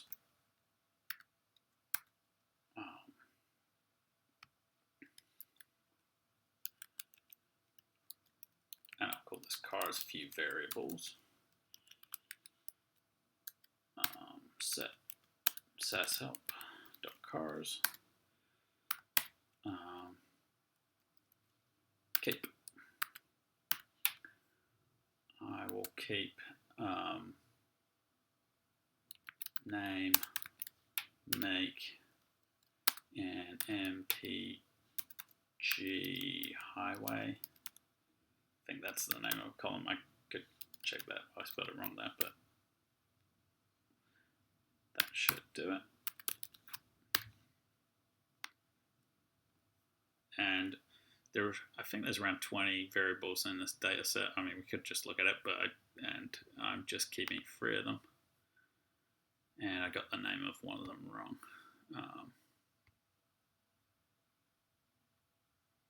Which one was it? Sorry, I think it was the MPG highway. No, it was the name. Okay, so I'll have to go look at it in my library, SAS help. I get the right name. Cars. Oh, make and model is what I was going for. Sorry, I put name and make.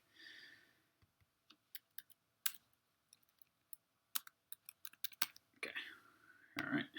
And then using the keep statement, we're just keeping those 3 columns. And similar to the keep equals data set option, you can see there. No errors or warnings this time. Okay. You can see there we got those 3 columns we want. The inverse of that is again the drop statement. Then I'd have all the other columns. Okay, I guess there's 12, so I'm missing the make and the model and the MPG highway. You can also use them in conjunction. Probably won't make that much sense to do that.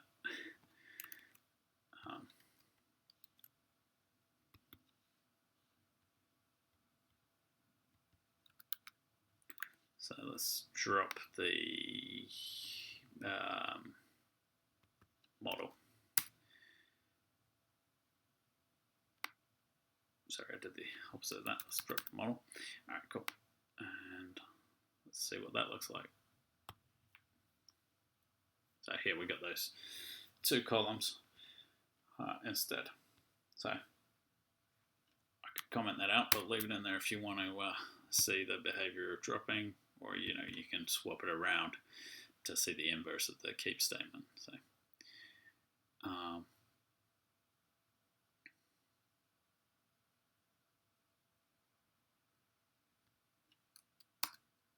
So again, we talked about the drop equals and keep equals at the input stage last time as a data for the set statement, but you can do both. Okay. Oh. So looking back at this one, I could do a drop instead of the drop statement. I could do the drop equals option also here.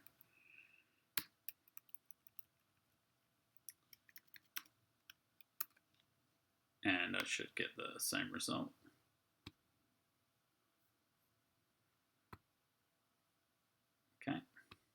just get those two columns. Now, difference here, I'll comment this one. Actually, I'll take that away, and then you'll see here, if I try to keep this, because I'm reading this in, and I'm only taking away model, I'm going to get some sort of feedback in the log that tells me that this keep statement doesn't see this this variable called column, because it was never read in at the input stage because of the drop equals option getting rid of it. So I have a warning. Yeah, like the variable model in the drop keep or rename list has never been referenced. That's because I took it out when it was read in. But if I did that with mpg city,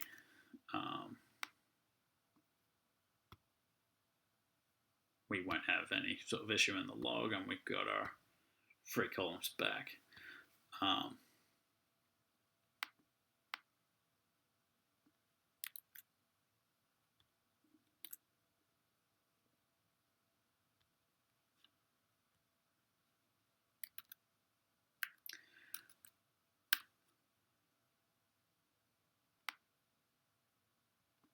And so we can replace use of our keep statement here with this keep equals option, and we should then get the same result.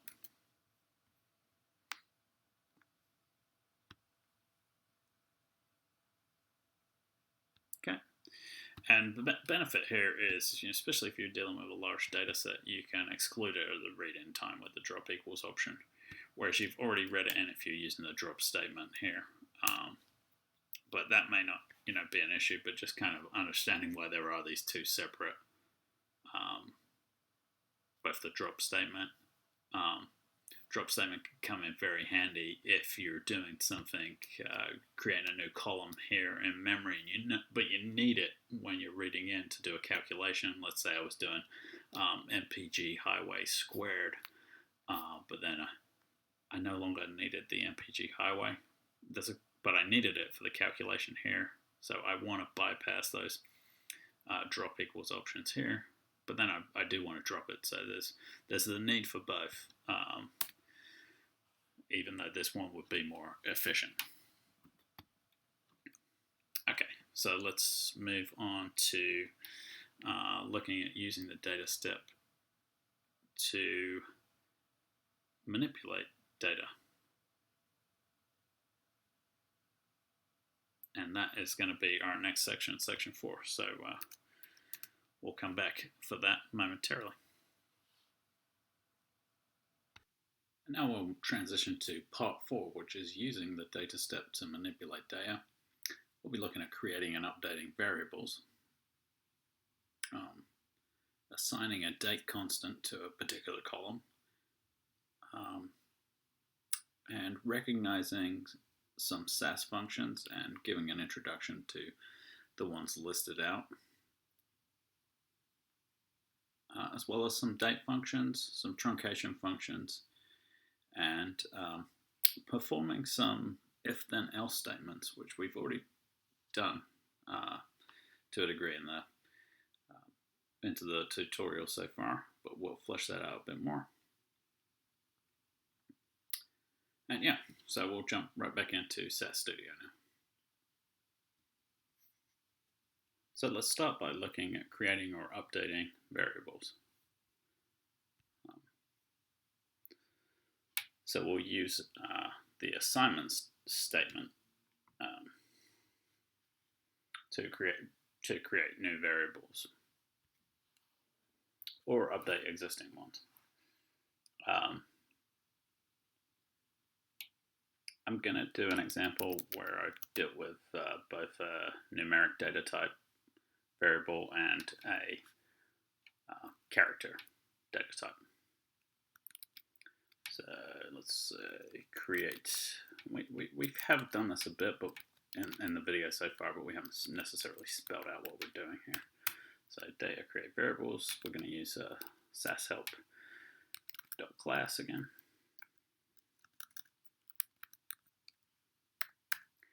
And we'll make a numeric column. And I looked up what the formula for BMI is. That's body mass index. It's kind of a metric.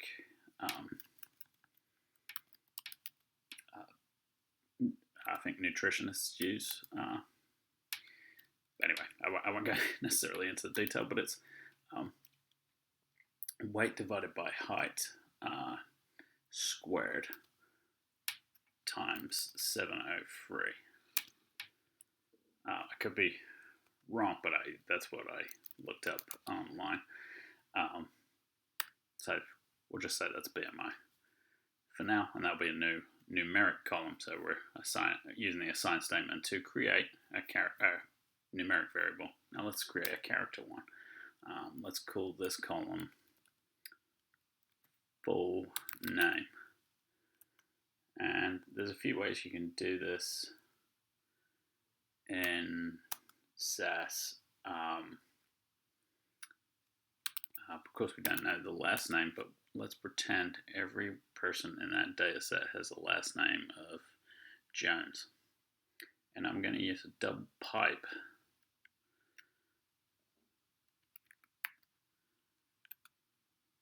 to do this. Might be the equivalent to plus for a string in Python, if anyone's familiar with that.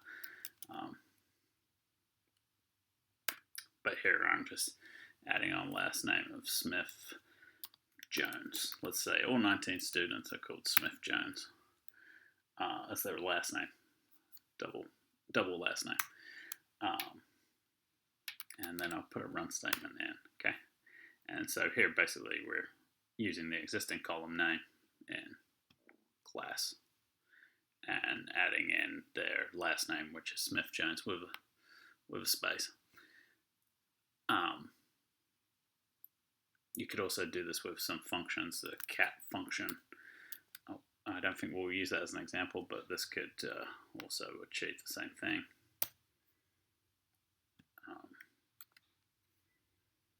But I'll just leave it as is. And here we're doing a calculation on these two, using those two numeric columns, height and weight. Cool, so let's take a look at what that looks like.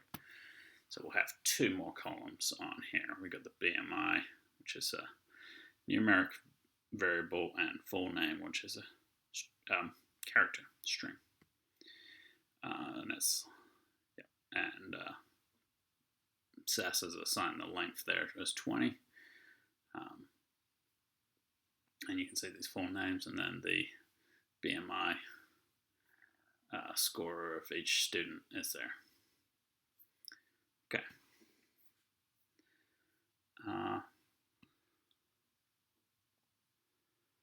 So let's look at how we might assign a date constant to a variable. And one way we could do this, let's say we let's again build off this data set we built here called create variables in the set statement.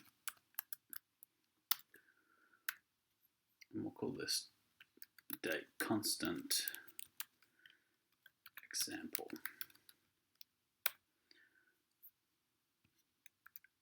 And so we're taking everything we have here, but I'm going to add in a date, BMI assessment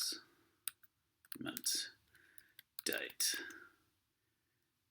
And I could use something like the today function would be one way to do it, or I could do it with a date literal.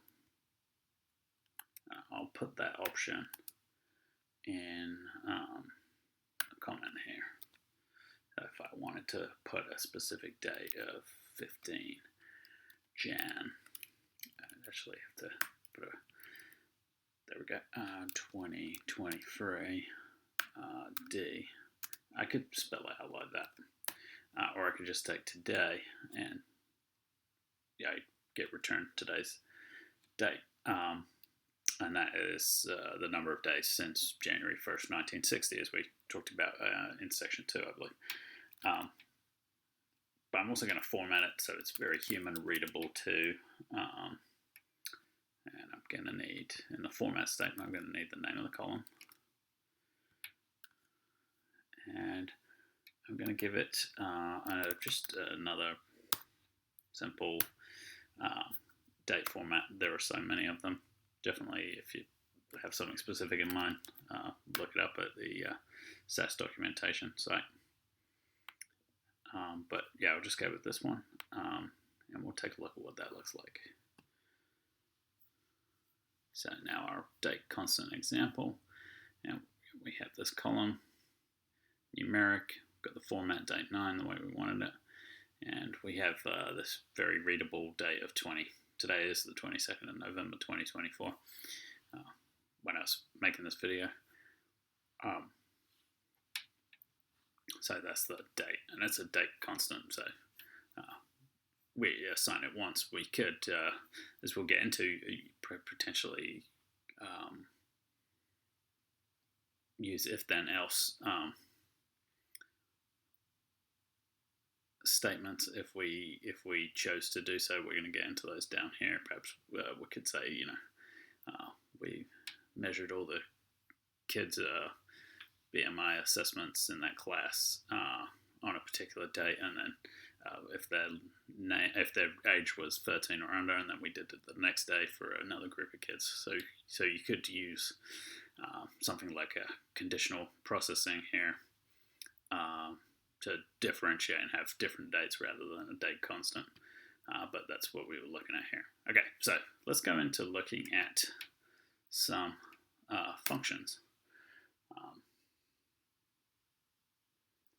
And these are the ones SAS calls out specifically. We'll just keep on working with this simple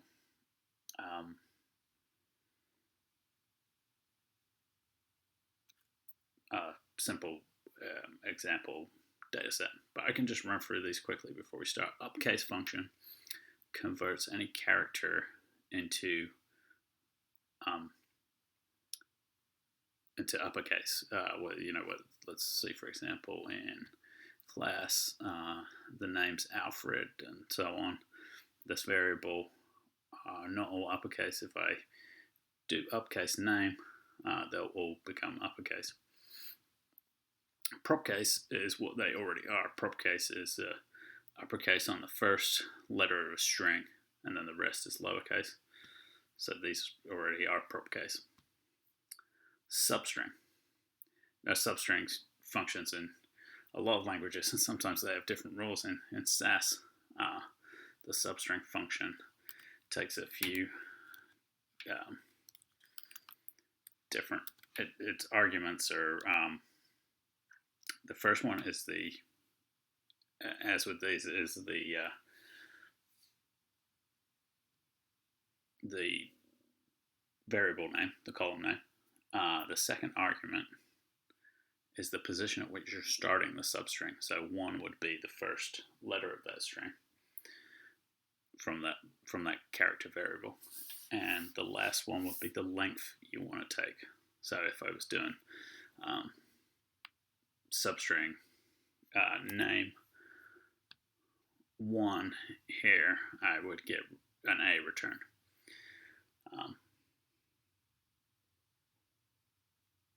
Then scan. For scan, you would be taking a string that's multiple words, or you can differentiate depending on the argument you might have at the end if there's a different separator. But let's say you have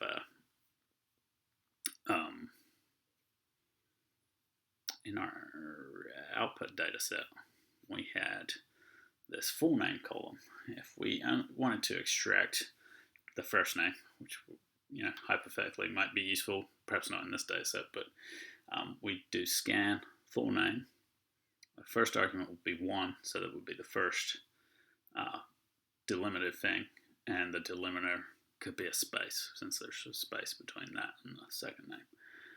So you're just extracting the first word is the basic use of the scan function, but it has more uses. And the find function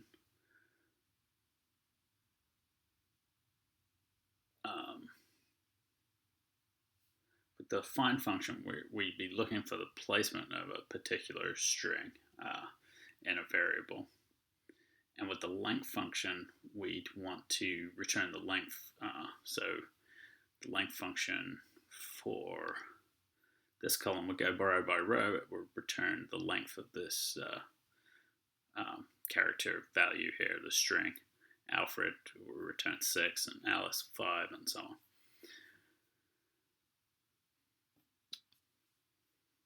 And catx function concatenates. So I mentioned earlier there's a few different cat family functions that concatenate, but catx is specifically for characters. And if I wanted to, up here I could have made the full name by using catx and separating these two in that way. So I'll type out an example using them all now. I just wanted to run through that quick explanation as well. So, all right, so let's start with data statement, character functions.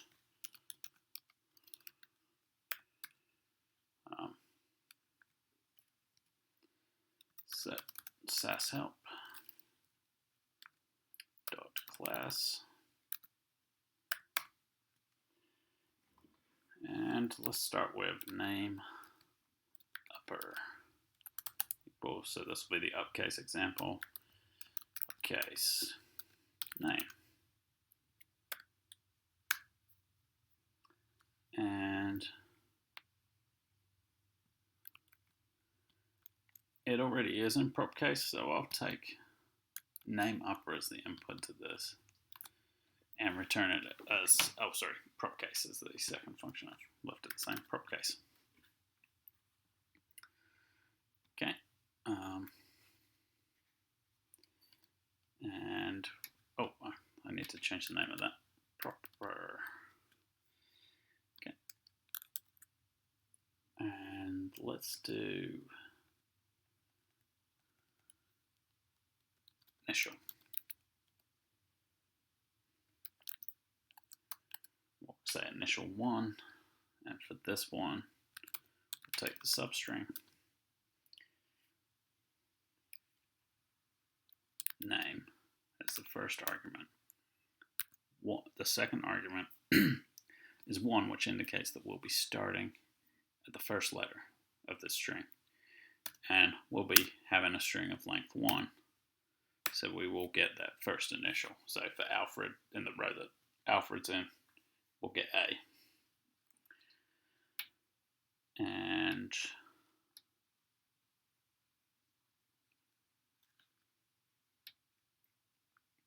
I'm going to use the catx here for the, we'll do that full name, do that constant. Let's assume everyone has, I'm going to jump ahead here to catx because I'm going to use that for my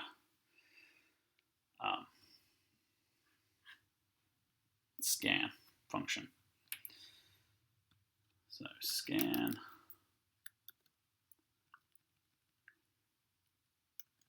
and my, oh sorry, not my scan function. I'm doing the catx first and then we'll get to the scan. Catx name, and Smith Jones will be my last name for everyone. Okay, and actually let's put a space in there as well. Okay, we could alternatively, you could have multiple of these, so this could be its own argument too. So you can keep on going. You could write out a whole sentence here with different columns and values, or just entering a constant like Smith Jones. All right, so that's full name. This is our example of catx. But let's now go back to get first name using this full name we created by using that scan function.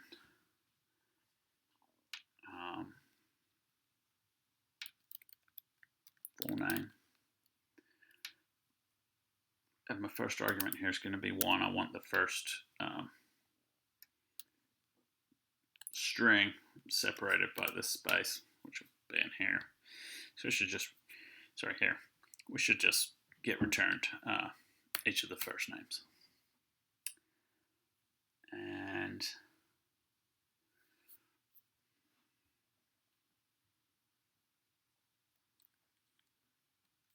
then the length function, we could just do the length of the entire name, the full name that we made. So name length equals length, length full name, and there are no arguments to that. I should just return the length of this entire one that we created here. Okay, so we've got them all, and let's go ahead and run that, just make sure there are no errors here, and then we'll take a look at the data set that we just made. Okay, so yeah, we added the columns, no errors. Let's take a look at these new ones. So name upper is our starting point, and you see everyone's name is in uppercase, so that's what the uppercase function did. Name proper, we used name upper as the argument because name is actually already in prop case, but we use the prop case function here, and on name upper, and now you see it's in the proper case again, which is what the prop case produces. First letter is uppercase, and then the rest is lowercase. There's also a lowercase function. It's not on here, but wasn't spelled out in the content guide, so I didn't do anything with it. Then we use the substring function here, and we put down the variable to take a substring of name, and we just said start at the first character and go for a length of 1, and so that's what we have here.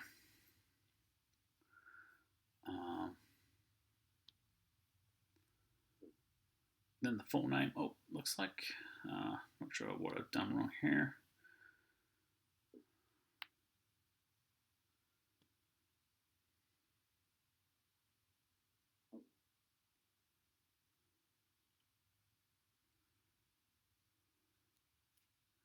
I think I have my arguments the wrong way around here. So if I did this, let's try this again, see if I get the full name right. Okay, there we go. So sorry, I had the argument in between, which is the way it works with the cat function, but not with the cat x function, which is very confusing.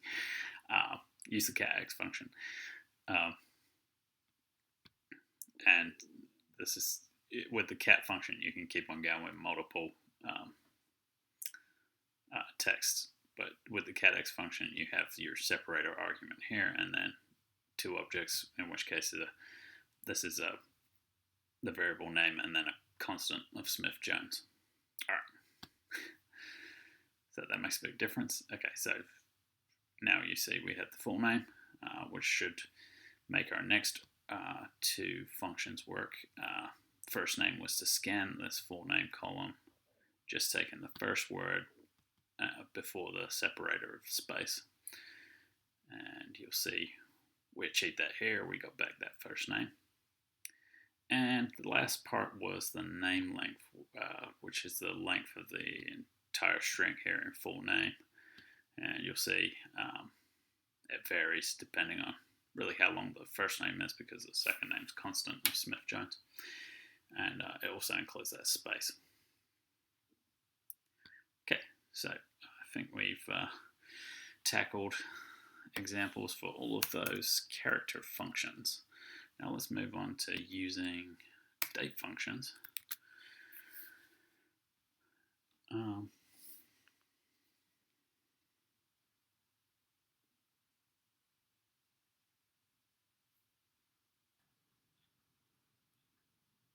So let's use a different data set here in the SAS-help library.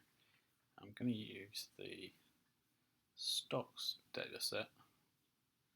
As you can see, there's a lot of toy data sets here. I'm just using a limited few. Here I'll use the stocks data set because it has a date column. So we can look at that as we go along in this data step. So data stocks set statement SAS-help dot stocks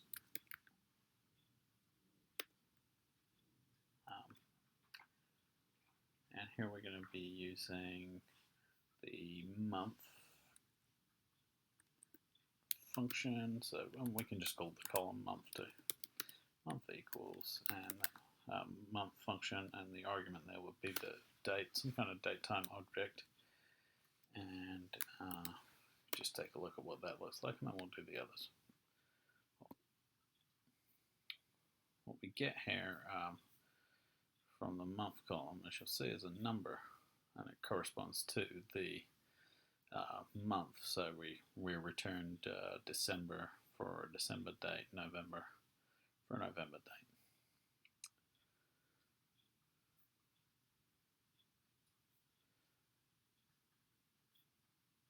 And then we could do the same. You'll see the day function works almost exactly the same. And we'll be using that date column again. And year, I'm just calling these variables the same name as the function. And then the other two are today's. The today function returns today's date. I did use it earlier in the tutorial.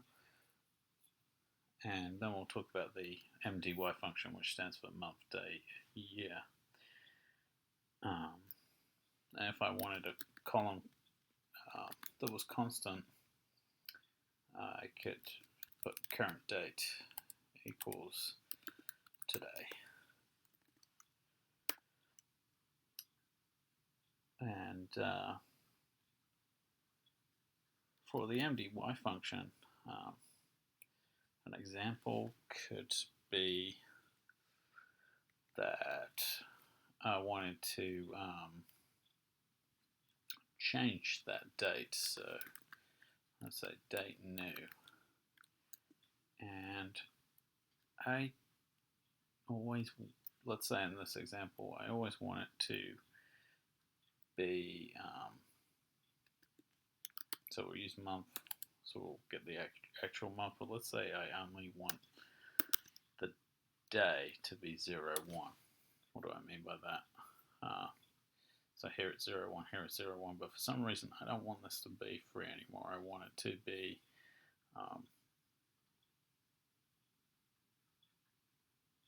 I want it to show as 0, 1 October instead of 0, 3 October for some reason. This is what I can do with the MDY function. And I can put the year, again this is the month variable we made here and the year variable we made here. And if you weren't using these functions, you could put this, obviously you put that whole that month function inside the MDY function. Sorry, I don't know why I did that, but I need to, this is the MDY function, yes. And these are the arguments, month, day, and year. And let's take a look at what all of these look like.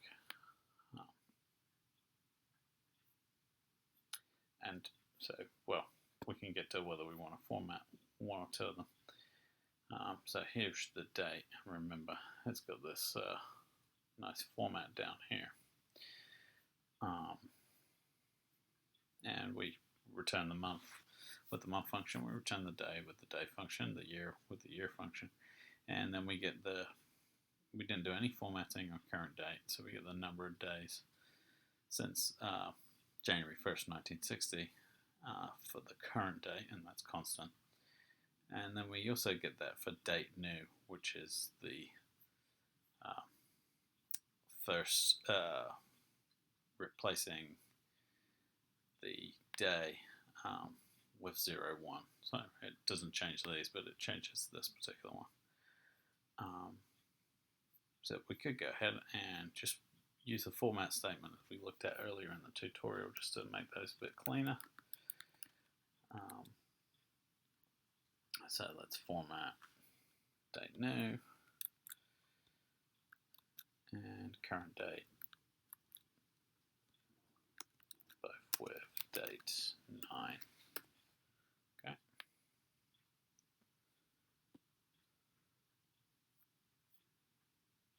And there you go. So you get quite a nice, you get more usable date there, and then you see, particularly in this third row, you change the date with the MDY function from 03 October to 01 October 2005. So there we go.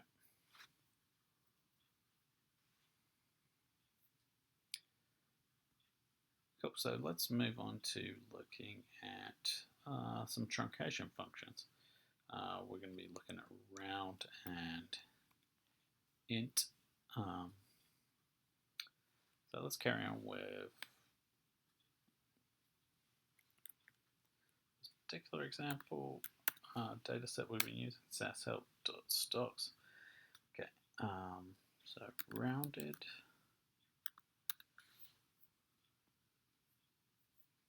Let's go for rounded open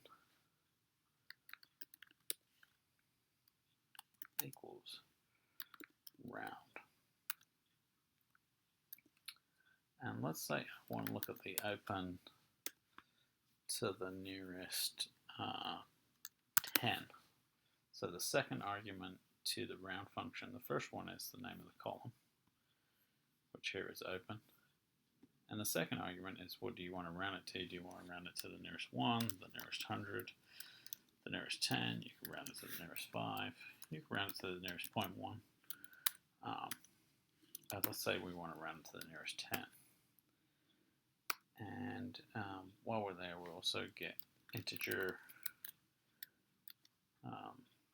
open. And we'll just do an int of, this is, oh, sorry, put an extra parentheses around that, int open. And yeah, we put the run statement on there, and we'll check out what these two look like.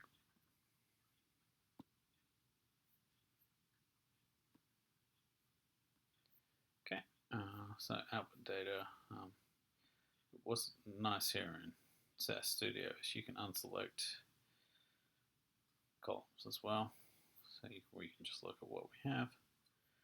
There's the rounded open where it's rounded to the nearest 10.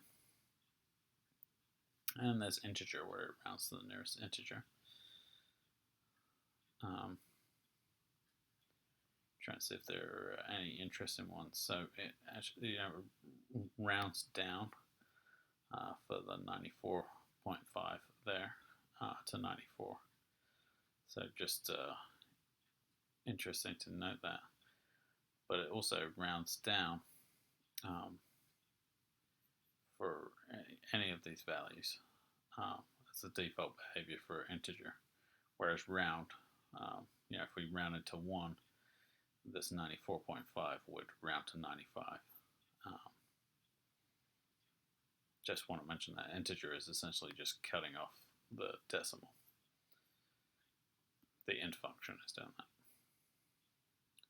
Okay, so there are plenty more truncation functions, but these are the only two called out specifically for this exam. Okay, so let's look at some descriptive statistics functions.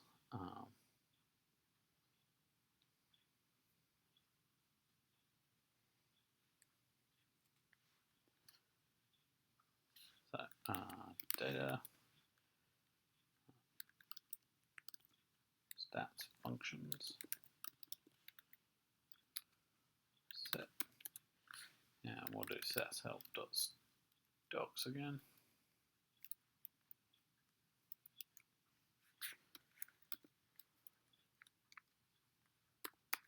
And let's do average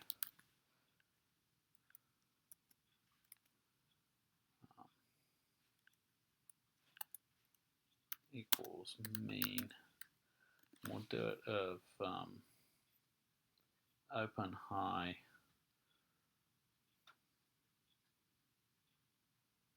low, and close. How about that? Or let's just do it of open and close. And then we'll do the sum of these two as well, but we'll call that total. How about that? So we're doing the mean and the sum functions. So, and they're exactly, this is obviously the arithmetic mean of two variables, and this, it could be the sum, and it could be more than two variables, but we'll just do two now. And for this one, we'll just use the same two columns.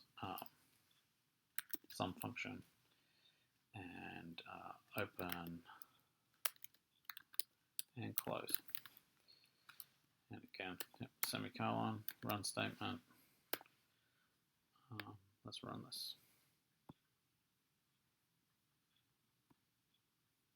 Just checking I didn't see an error though. Okay, so let's get rid of some of these columns we're not necessarily interested in. Okay, oh, so we want average. Get rid of date. Okay, so here we see our arithmetic mean for the open and close. So, and we also have the total, which was the sum of the open and close.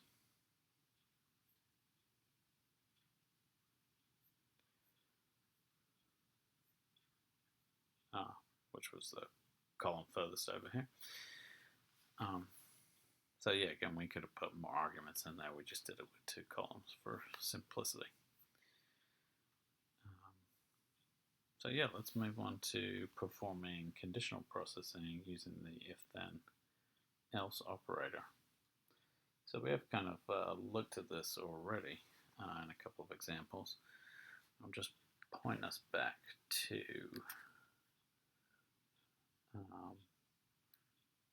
doing that in this case. Let's just look at the if-then-else statements. So data, we can call this conditional. And we'll just keep on using this recent data set we've been using, the stocks data set.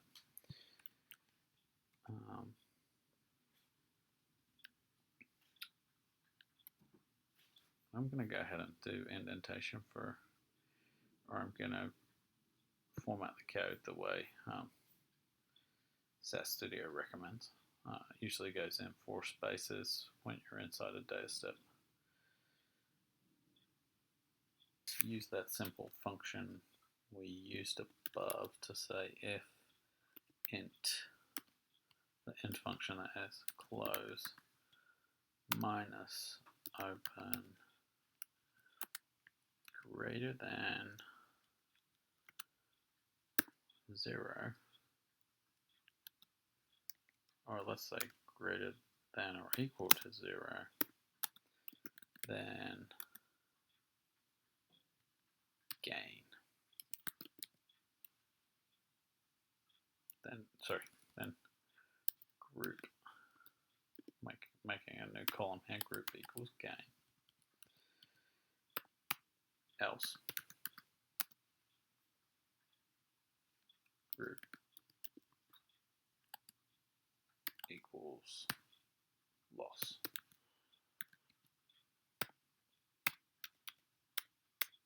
And I have a run statement.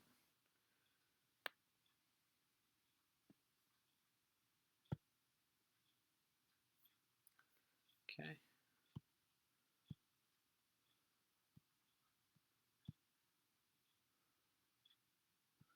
open and close, and then this group.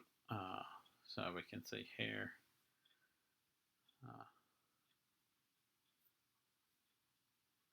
Did I say close minus open? I think the other way around would make more sense, right? You start with something and you're expecting to gain it. Sorry, I had it the other way around. Let's just fix that really quick. And that should make more sense. Deselect all these columns, open and close and group. So yeah, here we can see close.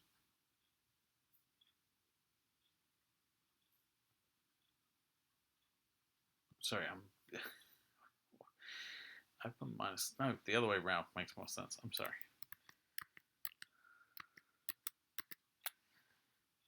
Yes, that makes a lot more sense.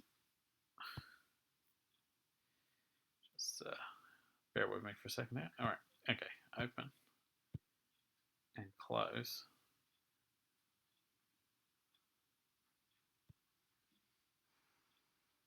Means, you know, you opened with 89.15 and you lost ballpark $7. So yeah, that's a loss. On this particular day, it was a gain. Okay, sorry, confusing myself there for a moment. But the main thing here is that we're looking at the use of these if then else statements, whether they make sense or not. All right, so let's move on to if then do and else do statements. So we could go back to our class data set that we've been working with, data conditional do. All right. Set statement, of course, SAS help dot class if age less than 13, then do. Okay, so you kind of see the difference here. We could do multiple things inside this if then do statement. So let's say we wanted to do, we'll make one column called group again, and we'll call that child. And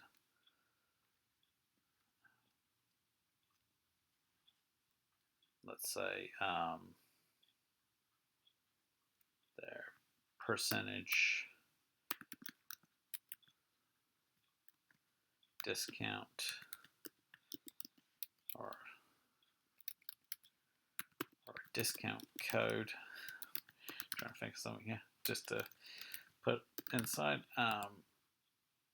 equals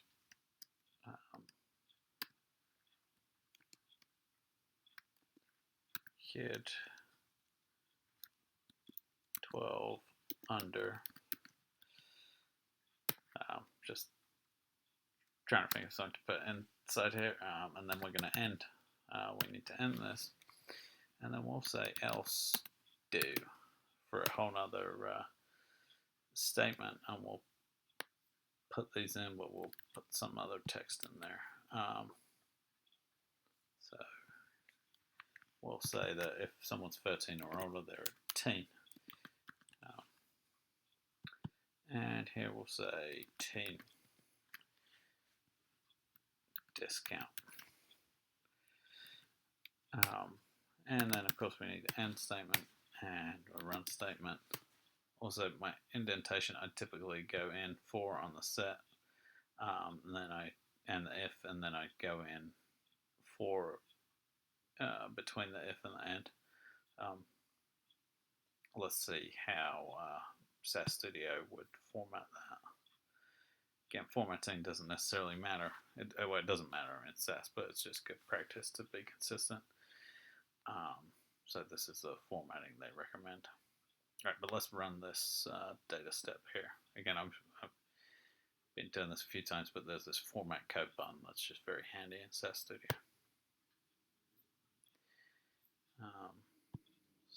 deselect, look at the age and the discount code. Okay, so yeah, you see we were able to add 2 columns, and you could, in theory, if you wanted to, add a bunch more for whatever reason you may want to. And that's kind of an example of using the if then, do, and else do statements. Okay, so now let's move on to looking at the length statement. We did sort of discuss this earlier when we were looking at the program data vector and how SAS assigns a length and type for each variable when it first appears, and that we can use that length statement to control variable storage size in the PDB. But here we're going to talk about it again.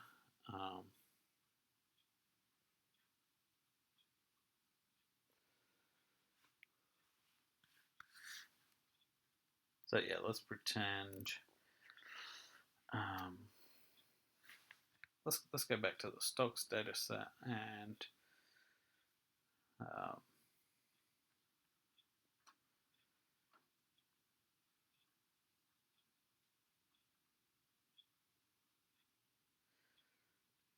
actually the class data set will probably be better. Let's go back to the class data set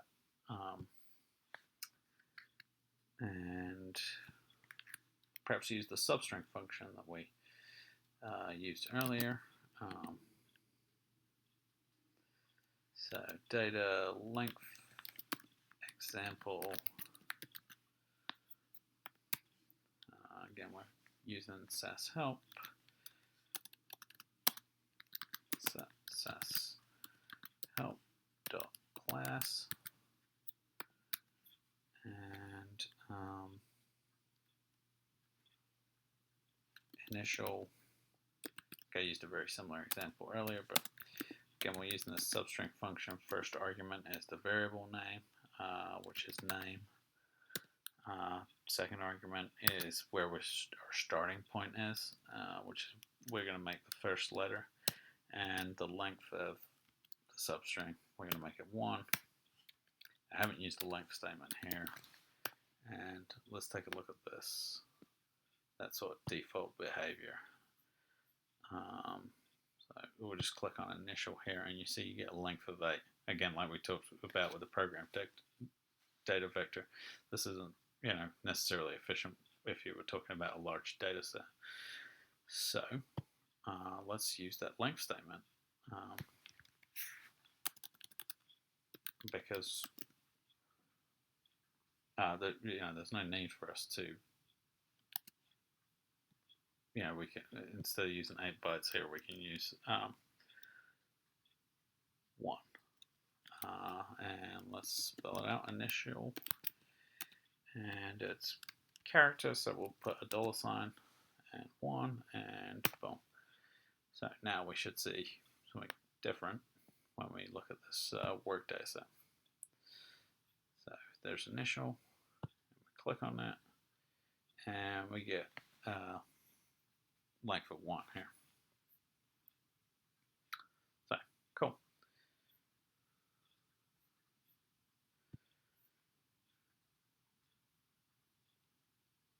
Alright, so we're on to the next part. Control the output of observations.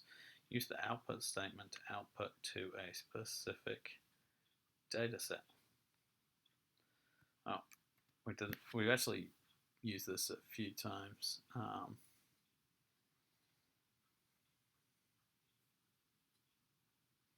If, say, we wanted to subset the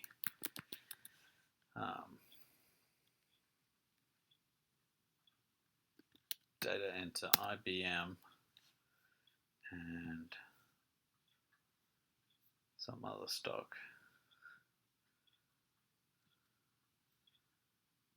and Intel.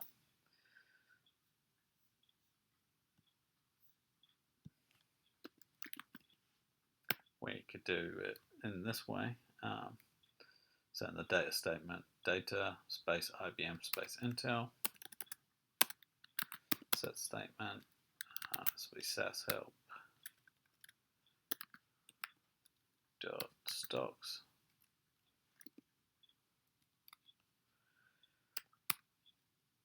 And if stock, just looking for that column name or variable name, if stock equals IBM,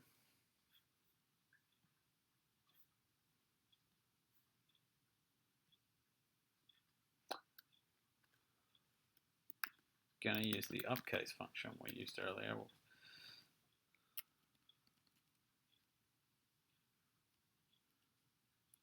Actually, I would use it beforehand.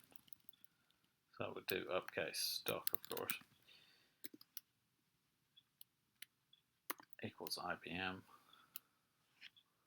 Just because I didn't look up whether it was uppercase, lowercase, propercase. Then output, but this will be a fail-safe way, whatever case it is.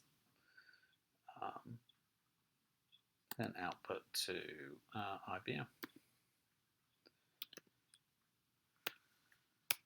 And then we'll do something very similar, just replace IBM with Intel in the line below.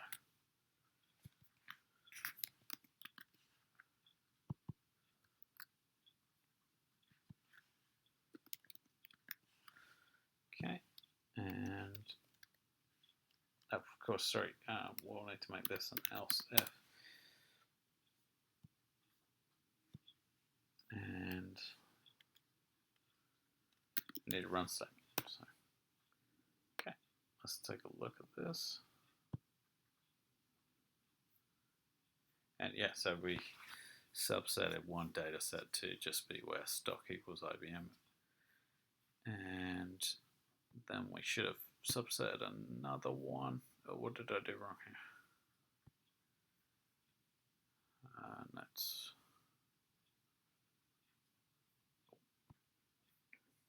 Oh, there is no variable called Intel. We wanted to do that to stock. But you can see how I did that. I just looked in here. I knew something was off. I got an empty data set, which I don't want. And it says note variable Intel is uninitialized. Because there isn't a variable Intel, so I just changed that to stock. So I accidentally typed it wrong.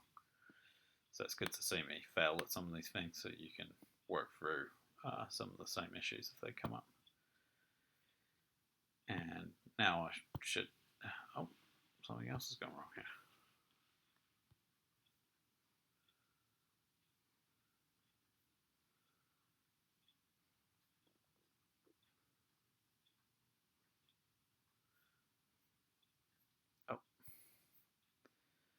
Oh, wow. All right, there we go. That's what I wanted to do for Intel, obviously. Yeah.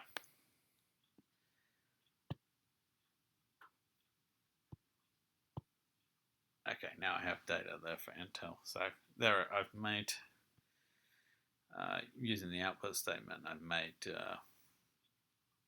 two separate data sets. You know, could make more, could expand this, depending on what you're reading in the set statement. Okay, so use the output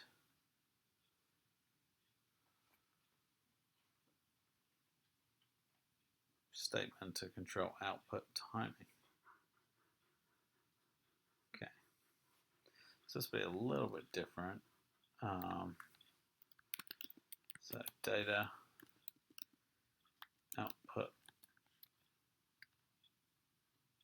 timing.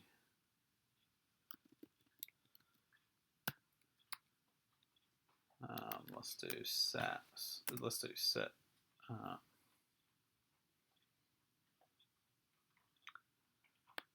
Upcase stock.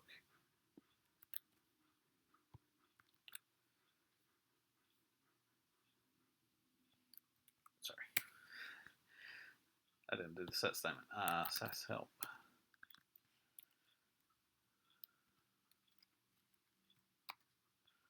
Dot stocks.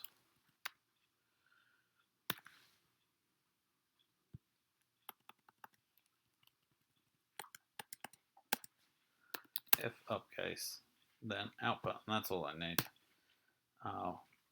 So I'm using the output statement here to control output timing. So at this point in this if statement, I will then output the result that I want here. And again, I've used the same logic as above here. So I should just get those 233 rows we were just seeing.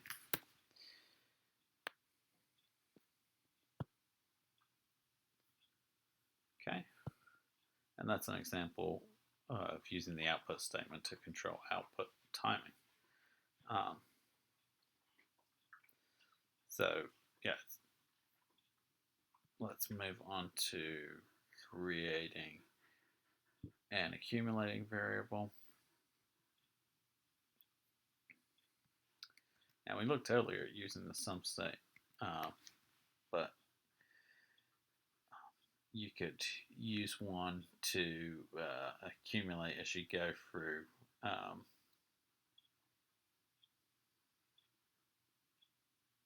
as you iterate through each row of the data set.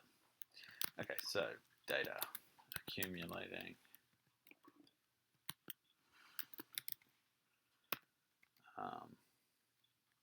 set. We'll go back to the class data set, SAS-help.class.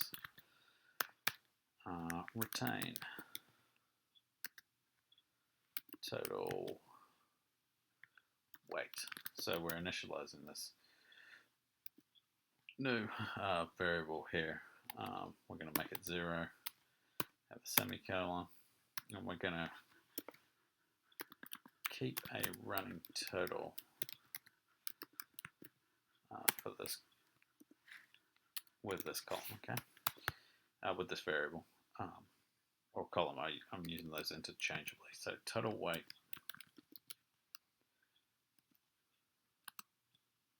plus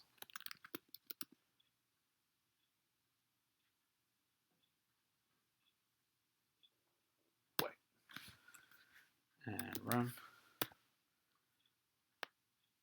Let's take a look at what that looks like. So we can see here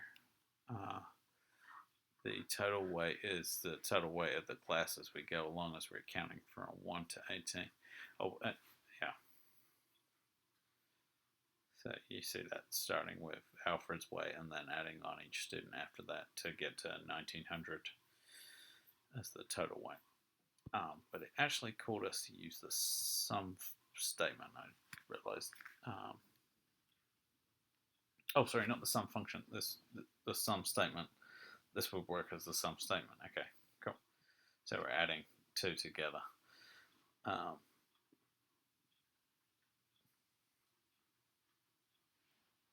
Here. Or could I use the sum function too? I'm just wondering.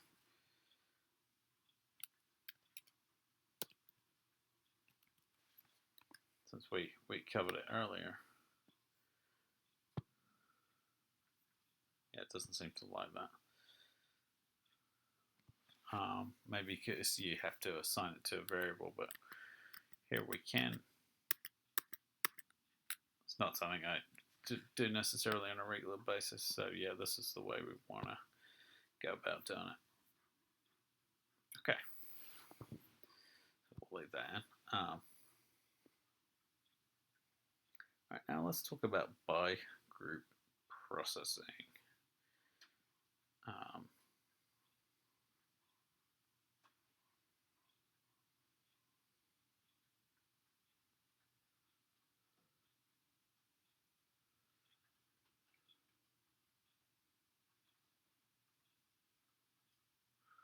And you use a by-group processing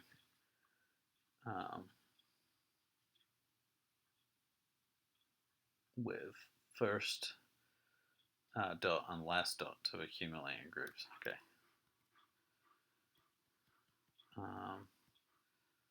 So the most common use of by-group processing will be done in the sort procedure. So if we wanted to sort a data set and then use it and then use by group processing with first and last in a data set down the line, we'd have to make that using the sort procedure. So let's go back to SAS-help.class, and I'm going to make an out. I'm going to make so that I'm reading in SAS-help.class, much like the set statement in the data set here, really the data equals option. And now the out equals option almost functions like the data statement and the data step. So out equals, I'm going to call this sorted class, and then I need to use a by group here. By, and it could be multiple columns.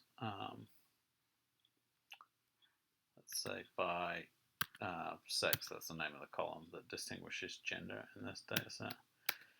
And then the run statement. And that will just order because F comes first, and then it goes to whatever default there was before that. So we see females and then males. But what we want to do here is look at using the first dot and last dot to accumulate in groups. All right, so data group accumulation, if I spell accumulation right, set sorted class, that was the name, yeah, that's the name of it, the one we just made above. Okay, by statement is still going to be, by sex, which is the name of that column, retain total, so we need a retain statement here, valued at 0. Okay, now this is when we'll use if first dot, then total age equals 0. Okay, so we're going to be doing this in our group, so it's going to reset for the second group of men. So let's just remind ourselves here. If first dot, that's going to start accumulating, so we'll start at Alice. We'll do a last dot too, but then the same thing will happen with Alfred, the first of the M's. Okay.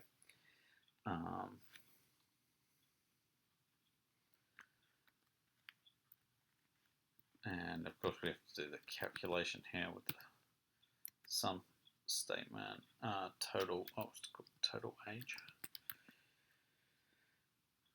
plus age. So we're adding the age of each row as we go through. Okay, and then we need an if last dot sex, then output. So again, then we're controlling when we output this group accumulation, as we talked about earlier. We're using the output statement to control output timing.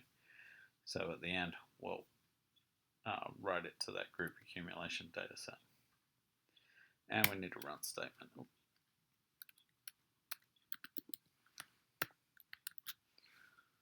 Okay, and let's take a look at that.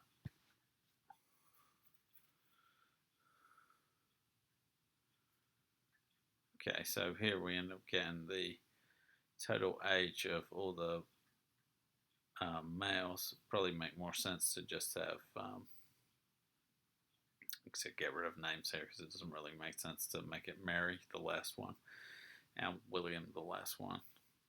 But by the time you come to them, you find out the total age of the females in the group is 119, and the total of the men is 134. that really makes sense here to say keep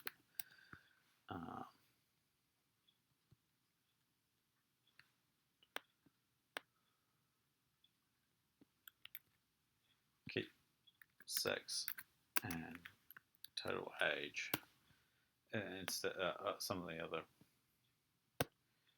columns don't necessarily appear useful at that point. So here we know using first dot and last dot that their total age of the females in the group is 119 and males is 134. So,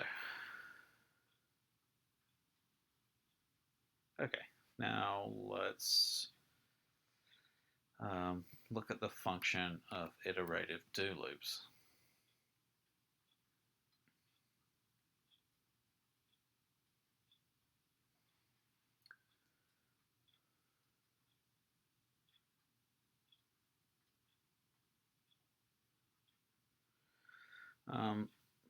Let's pretend, and I'll make the data set from scratch, just thinking about weights of people. Let's do it. Data do loop example. Okay. Do age equals 1 to 10. And let's say that we can approximate weight based on the age. Weight equals age times 5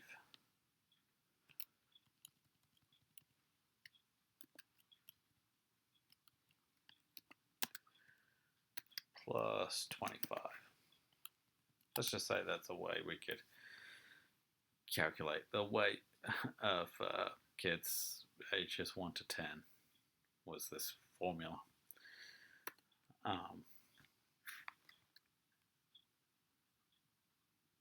Then we need an output statement.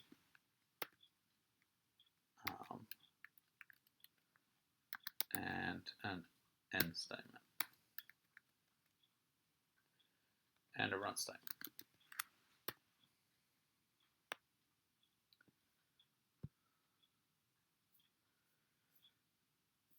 And so here you see we're going from 1 to 10. So inside this loop here, we've established this first variable called age and a second one called weight that's dependent on age.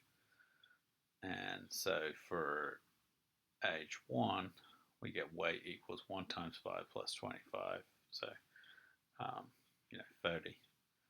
And then we keep on going to, with age 2 equals 35 and so on up to 10, which is when we stop. But we also have this important output statement here. So while we're inside the loop, we're outputting each row to this data set we've made here. So again, this is what we end up looking like. This is the row number, which is actually the same as the age.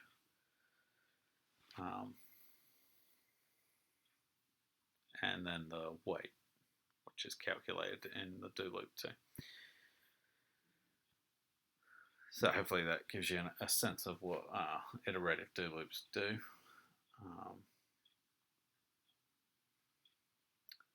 Now let's move on to this section talking about assigning permanent attributes. Use the format statement to change the display of a variable value. Okay, this is fairly straightforward. And we've really been doing it a lot with dates as we've looked at dates, but let's just do it with a not a date.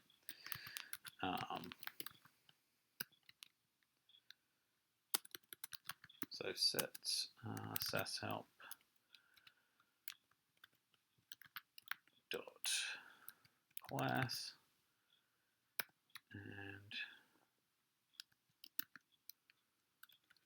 let's make height 2 equals height. So it's the same as height, ostensibly, at this point. Now let's use a format statement to make it appear with a different format.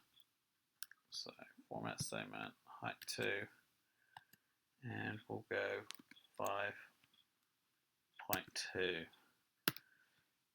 And so this means that we'll go to 2 decimal places. The decimal 2 means it will go to 2 decimal places. So we're changing the format. Again, there are a myriad of different formats you can use. I'm just using one off the top of my head that I know will work.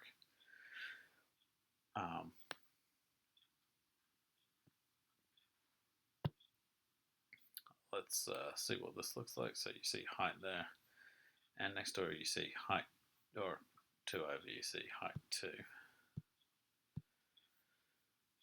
And you just see the extra decimal formatted on there. So if you look at height, you just get type numeric but no format, and height 2 you get that format of 5.2.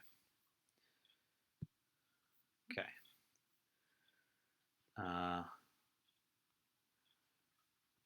Again, you don't need to know all the different formats that you might want to use. This was just an example. But you can use the format statement to change the display of a variable value. So yes, use the label statement to change the display of a variable name. Let's just carry on using the same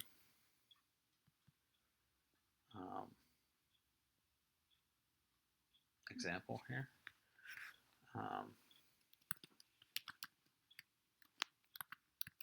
Label example. Okay, SAS-help.class, and label height equals the height of the student. So it could be quite descriptive and potentially useful. In this example, sorry, that column variable doesn't exist, so I'll just make it label height equals the height of the student.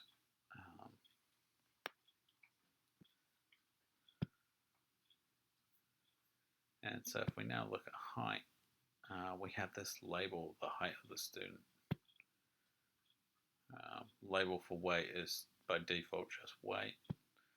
Same for age, sex, name.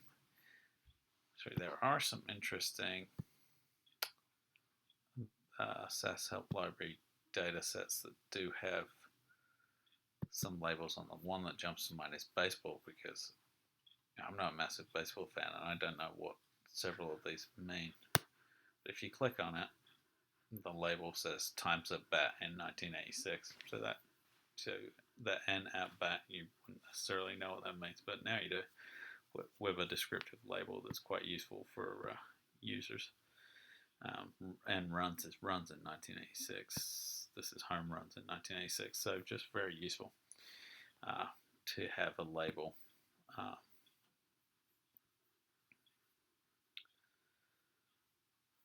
So yeah, and just in my example, I just stated the obvious, that it was the height of the student. Okay.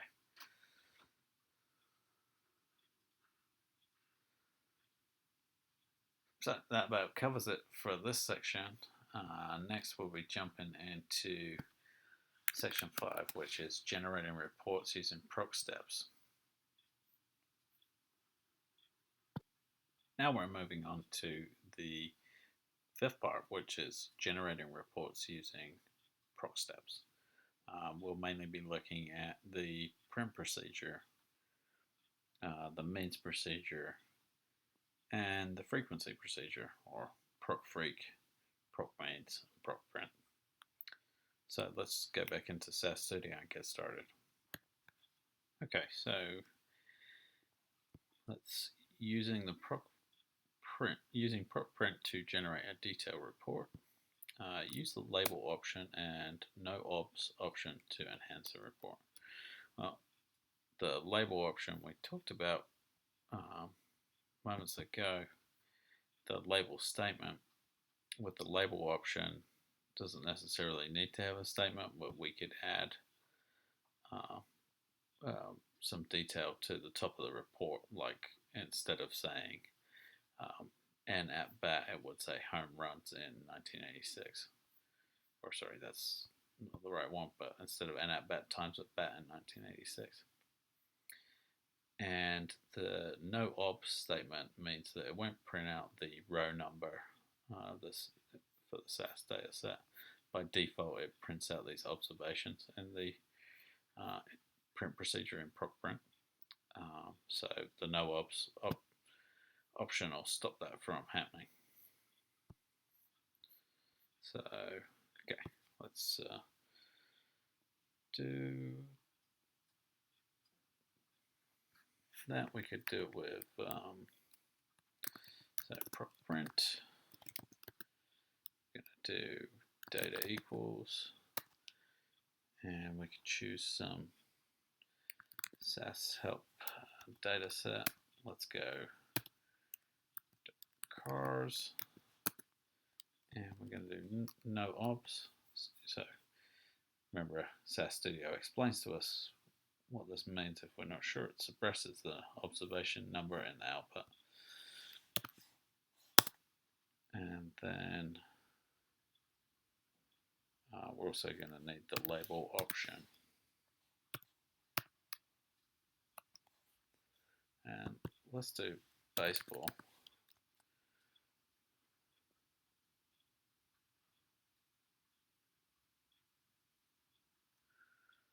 And when we do this, like I mentioned with that data set, it has a bunch of convenient labels in there. So instead of saying n at bat, we should see a more descriptive label at the top of the table. It's quite a wide table though, so it's not great for using in examples. Okay, but you see here, player's name is a very meaningful headers. The team at the end of 1986 times at bat in 1986. Again, instead of n at bat, it gives a proper label. And you can see we don't have the observations in there, so the no obs suppresses the observation number in the column. Okay, so we looked at those two options. Can also look at using the var statement to control the display of variables in proc print. So that means let's go back to the baseball data set. And here with the var statement, we can select name, team, and at bat. That's what I'll do. So being picky with the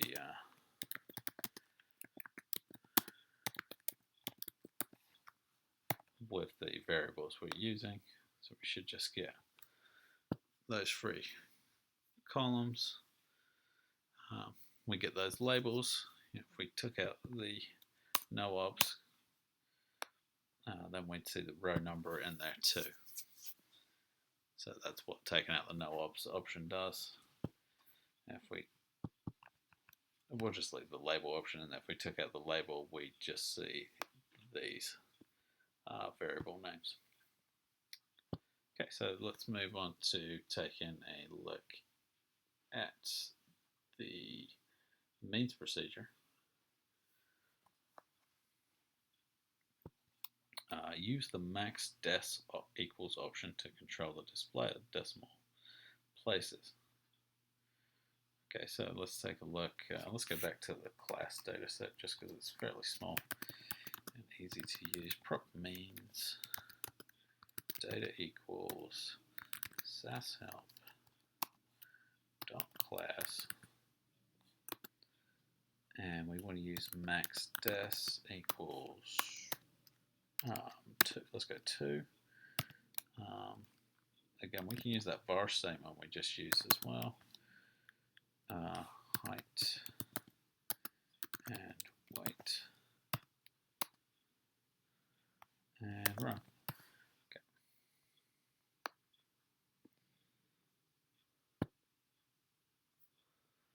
So cool, yeah, so we have that max des option on there. You can see if we then change it to free, what the difference would be like. We're getting these summary statistics here to the third decimal place.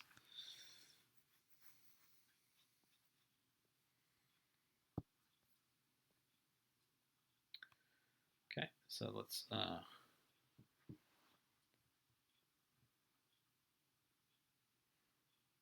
press on by talking about using var and class statements to control the structure of the output. So the class statement groups data for the summary statistics, okay?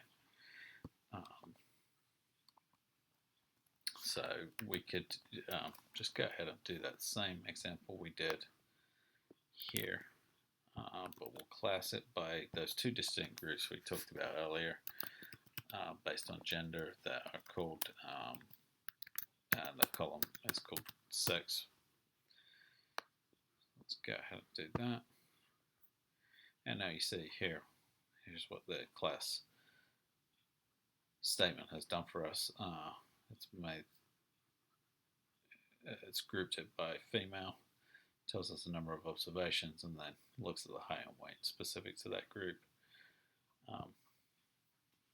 So that's what the class statement does to control the structure of the report, in addition to where we use the var to just select our variables of interest as height and weight.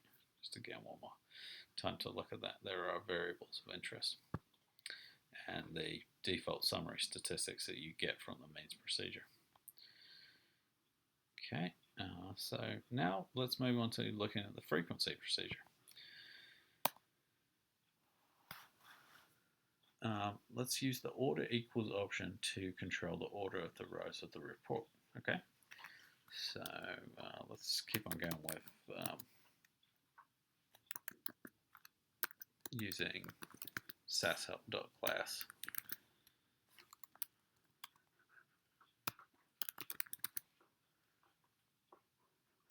And order equals. So there's some options you can do here. So you can do it, these are the option values. You can go by the data, formatted, or internal. I think since we're doing the frequency procedure, it's easy to go with freq. Levels are sorted by the descending frequency count. Levels with the most observations come in first in the order.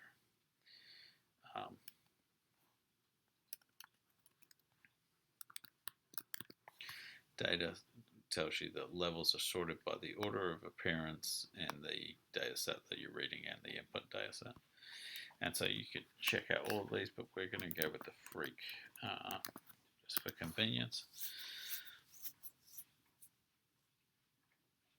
And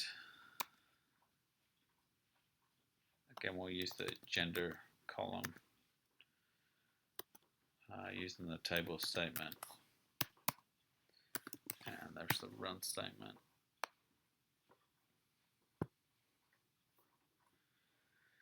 And so we get the frequency here. So we find out there's a frequency of 10 males and a frequency of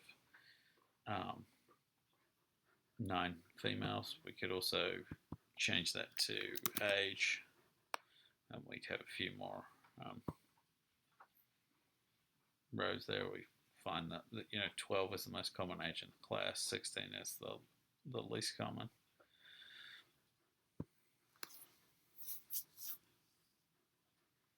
And so again, we ordered that in terms of the frequency from most common to least common.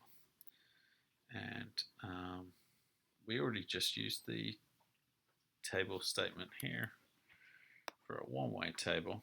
We could just put that down there again.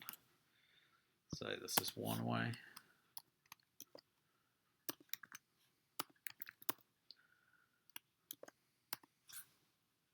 Now let's take a look at what a two-way looks like, where we're concerned with two columns.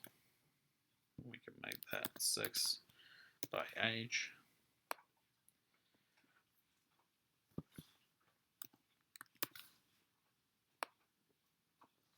And so this would be a two-way table using that table statement. So here you see on the, if you will, for the table, your x-axis, you have the ages, and they're in order of frequency. And then the gender is also in order of frequency. So you have 10 total males. And in the 12 age group, you have 3 total males. And you have a nice key here to tell you what your row percent and column percents are.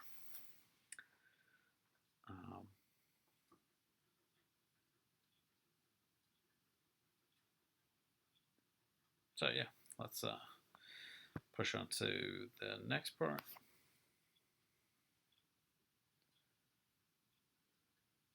Using the no cum and no percent options in prop freak. Let's just keep on going with these examples. Using SAS-help.class. So the no cum and no percent options in a one-way table will just limit what exactly you see in there. So it suppresses the display of cumulative frequencies and percentage in a one-way frequency table. And no percent suppresses the display of overall percentages in the cumulative in the frequency table.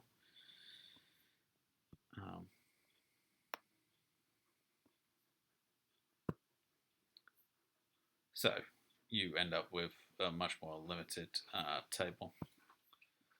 If you recall when we did this earlier, it had the cumulative frequency and cumulative percent. So perhaps that might be appropriate if you don't necessarily have an interest in having the cumulative frequencies and percentages.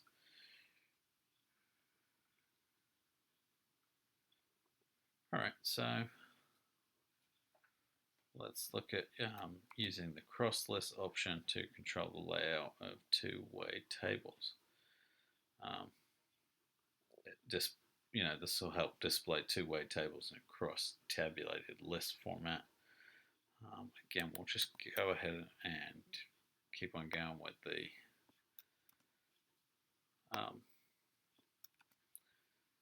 similar data we've been using, the SAS-help.class.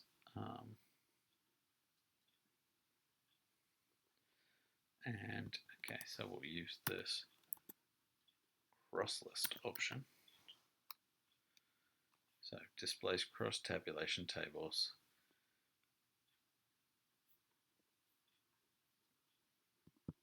Okay.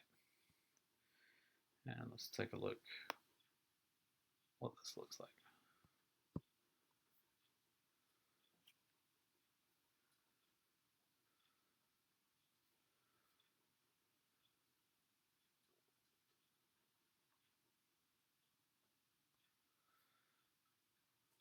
So just a refresher on what the default looks like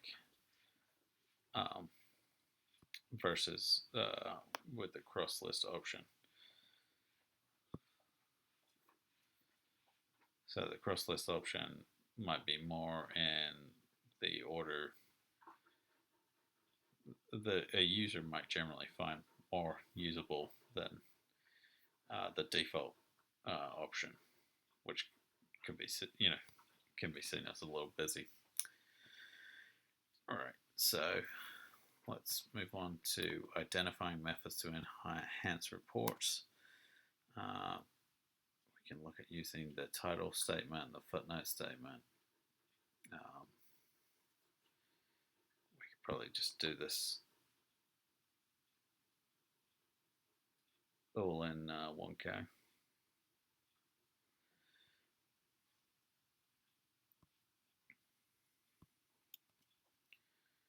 Okay, so title.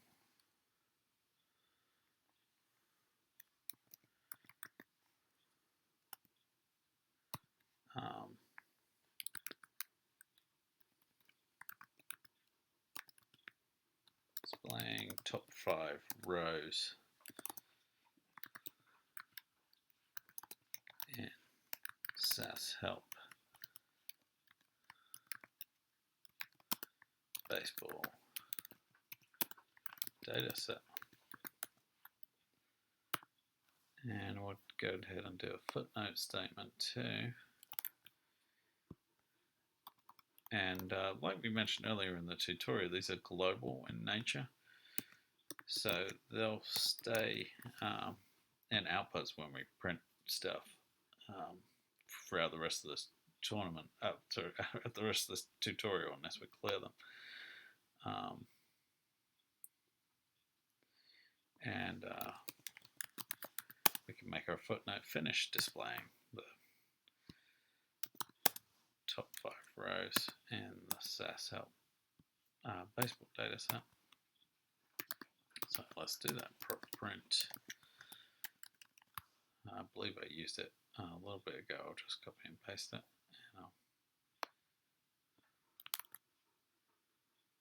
And I'll just take the top 5 rows using this option we talked about earlier called obs equals 5 or obs equals whatever however many rows you want to print out. But let's go ahead and take a look at what this output looks like. Again, I've just limited it to 3 variables, and I have the label option on as well. Okay, so displaying top 5 rows in SAS help baseball dataset. There's my title. I limit it to the top 5 rows, and I have the footnote statement producing finish display in the top 5 rows. Okay, so that's an example of using the title and footnote statements. All right, so let's look at using the format statement for temporary attributes.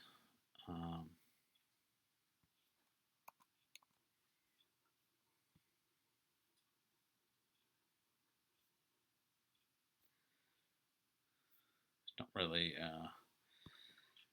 ones I might want to use there, but we looked at one earlier in the SAS help class library. Do that again. Proc print data equals SAS help dot class, and we'll go to the format statement. Format height. Let's do it 5.2 or 5.3. Weight 5.2. So that's 3 decimal places for height and 2 decimal places for weight. And then we'll do the run statement. We could just do the first 10. And let's see what that looks like. Okay, so we have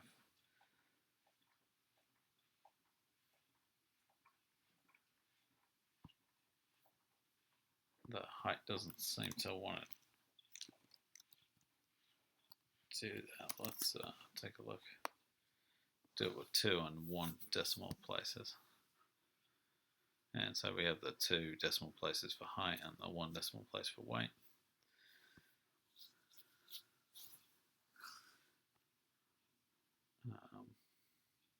Okay, so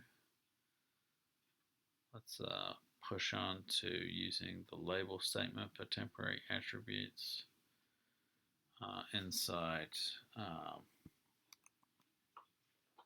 our procedure.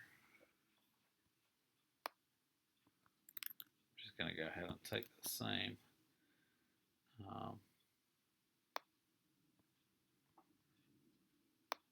example, bar name and height. I'm going to do a label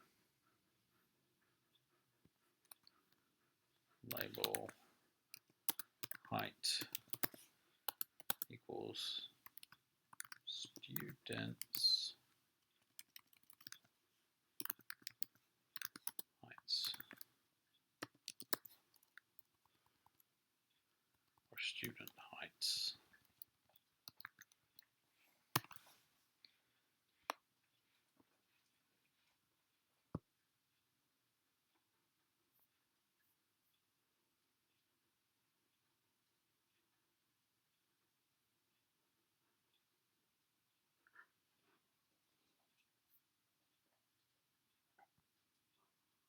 Oh, I need the label statement, of course.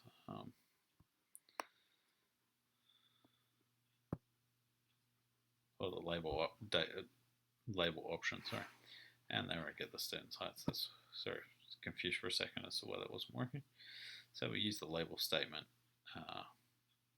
for temporary attributes, and we needed, of course, the label option on. Alright, let's look at using the where statement for subsetting observations in an output. Similar to what we did in the data sets earlier, but this time in an output procedure, we'll use the print procedure. Let's use the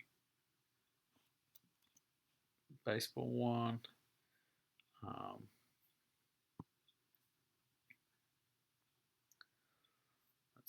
Let's subset it. I think 20 home runs was probably a lot on average. So we'll subset this to where in home greater than 20. And so this would be limited to players who've hit more than 20 home runs in the 1986 baseball season. So it's a fairly limited list for such a big data set. I think we'd even make it smaller if we went up to 25.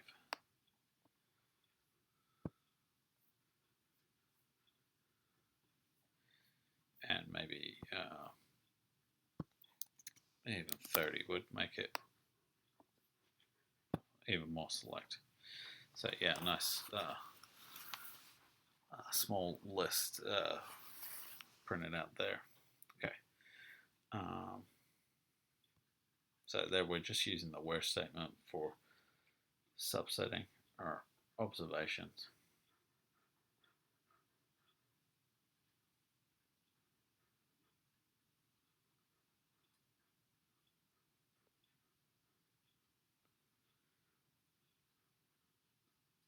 Okay, so now we're going to be moving on to using utility procedures in the next section, which will be section 6.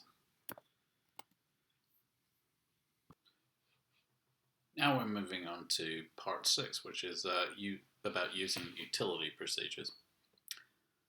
So these will include proc sort, which we've sort of touched on or talked about, and the format procedure, proc format, and combining the use of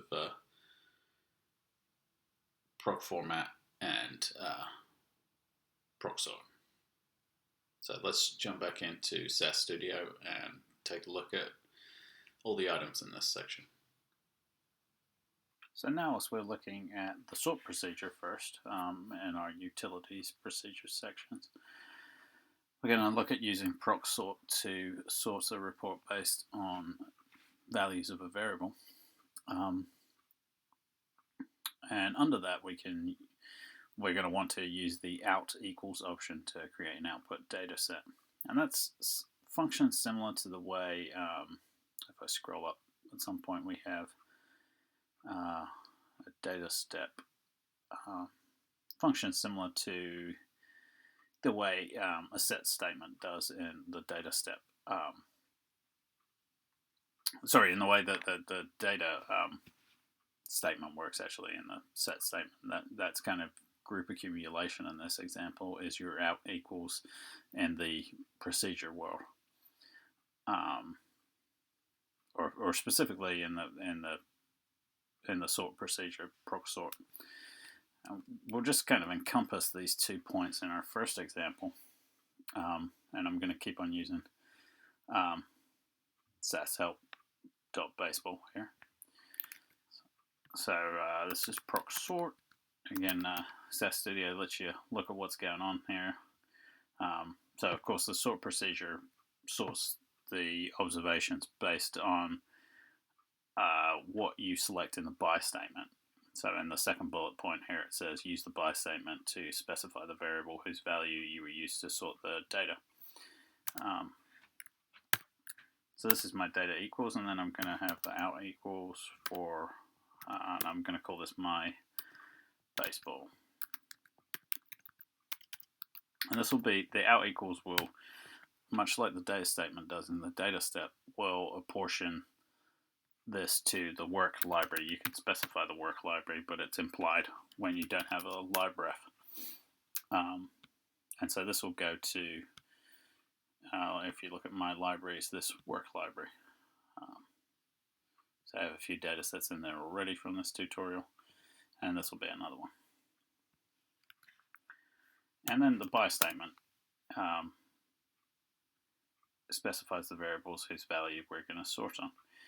Actually, what I'm going to do is, because this has a lot of variables, I'm going to make use of something we looked at earlier, which was the keep equals data set option.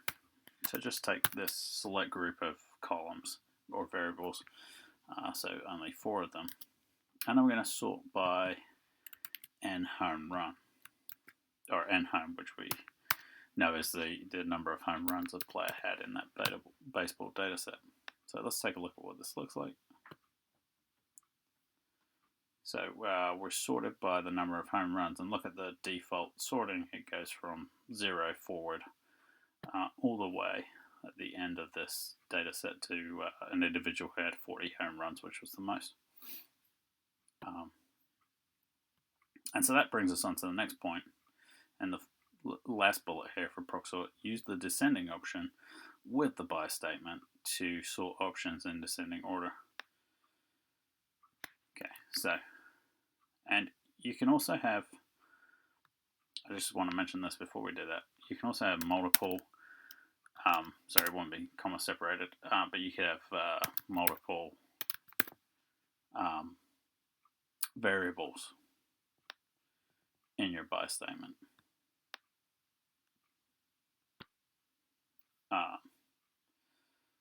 So, for instance, the tie would be you go from the lowest n at bats and the lowest n home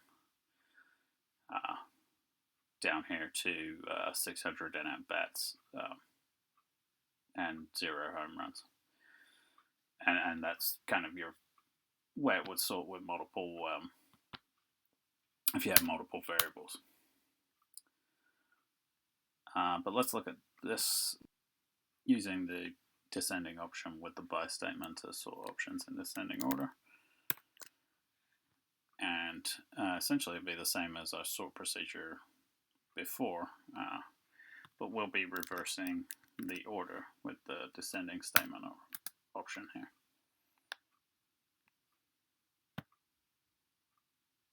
Okay, and now you see reverse order. And if we wanted to do it with multiple variables, it would be the same, just separated by space, and do n at bat, and so on. But we'll just leave it with the 1. So yeah, that's just an introduction to the sort procedure. We talked about using the out equals option. Sorry, spelled that wrong. this would make more sense. My baseball data set. And my baseball data set, again, using the out equal option. We could also change this. We could call it my baseball desks for the descending order. So again, just to recap, the my baseball would be in this default ordering position where you have the lowest home runs. And then my baseball desk would be in the opposite order, where you're in descending order from the most in that column to the least, or the most in that variable to the least in that variable. Okay, and then we also made use again of that keep equals option to limit the number of variables we read in. Okay, so let's move on to proc format. Okay, so let's type out the format procedure. So proc format, and again, in SAS Studio, you can sort of look at the extra details in terms of syntax and statements you might use with the format procedure. And I'm going to use the value statement per the directions here in this bullet. So value, and I'm going to assign a gender format. I can call this whatever I want to call it. I'm going to call it this. And then I'm going to spell out, so M, as you may remember, one of the columns involving gender is M or F, and M equals male will be the format I assign it, and F equals female will be the other value, and it needs a semicolon. And also make another value for use a value statement for age format, and this is in the again, this is in the class data set we've been working with a fair bit in these tutorials. Now this is numerical, so I'm going to go from low, whatever that may be, so it can be dynamic if you're using this format for multiple data sets. Low to 12, and that equals child, or let's go kid, and 13 to high, that means the highest value in that column, in that variable, equals teen. Okay, and need the semicolon there, need a run statement at the end, and just I want to make sure there's no syntax errors I didn't miss. Again, this has the $sign because this will be a character format, and this will be numerical, so it doesn't need the $sign. But I'll just check for any syntax errors. Looks like we're good. Cool.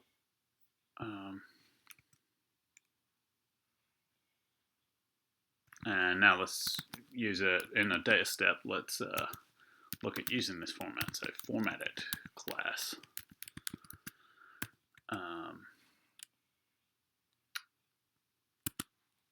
Set SAS help class, and now the format statement to use these two formats. The name of the column for gender is sex, so there's that, and we need a period at the end of this. And yeah, the syntax highlighting in SAS Studio helps us here in case we forget something. We want it to turn the screen color. And then for age, we don't need the $sign, and we'll just type in age FMT. Make sure we have the period and it turned green the way we want it. And let's put a run statement on there and take a look at what this data set looks like. Okay, so here we see our columns with the format. Our format, it's changed it, even though it says it's only the length equals 1. The way that we see it with this format is actually, because of this custom gender format, it looks, appears male. Very much similar to the way we used these built-in formats earlier when we were looking at SAS dates. Okay, so let's move on to looking at using what's next? Use the other keyword to label missing values. Okay, so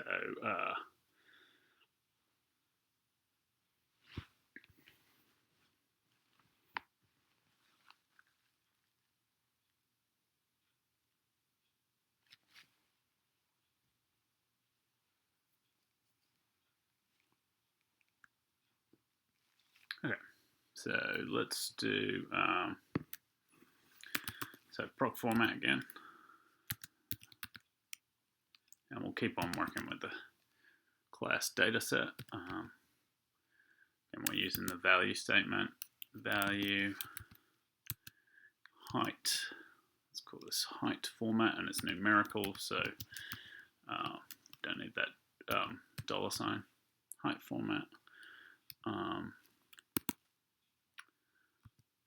If we remember, period equals missing. As we remember earlier, how we count for missing values in numerical data in SAS. It's the period. 52. The syntax here can get a little confusing with proc format, so I'm going 52 less than 60 equals short, and 60 just to differentiate between less than 60, 60 to less than 70 equals medium, and 70 to high equals tall. Okay, and then of course, what are we trying to do here? We want to use the other keyword. How about other equals unknown?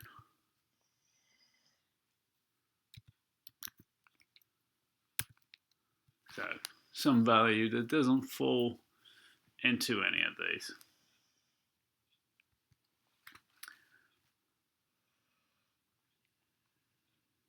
Okay. And run statement, of course. Oh, and semicolon. Yeah, there we go, at the end of our value statement. Okay, now, so let's try and find a way to make this work. So to get the other keyword to do something, we'll need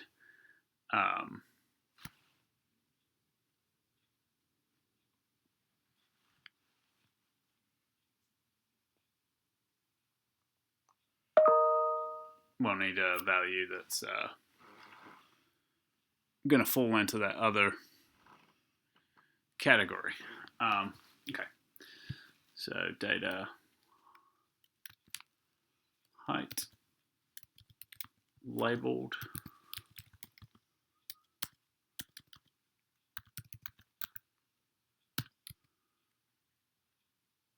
set SAS help dot class, and I'm going to introduce some missing values just for demonstration purposes. So if I'm using a function we haven't necessarily talked about, if mod underscore and 5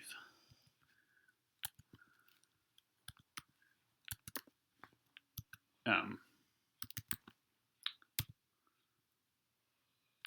going to set height equals missing value. I'll show you what this does.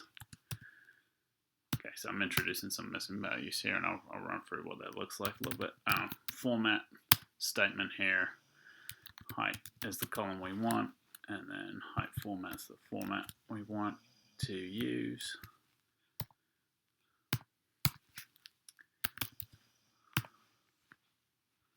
Okay.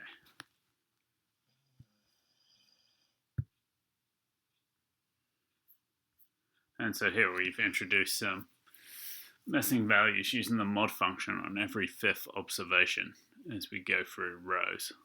And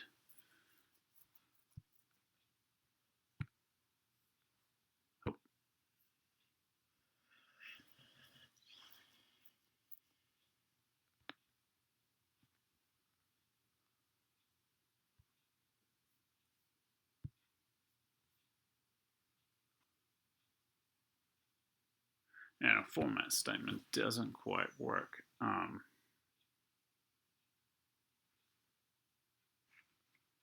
Sorry, maybe something went wrong when I did the proc format here.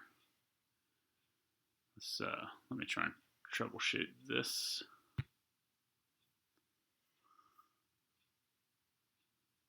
Format height format has been output.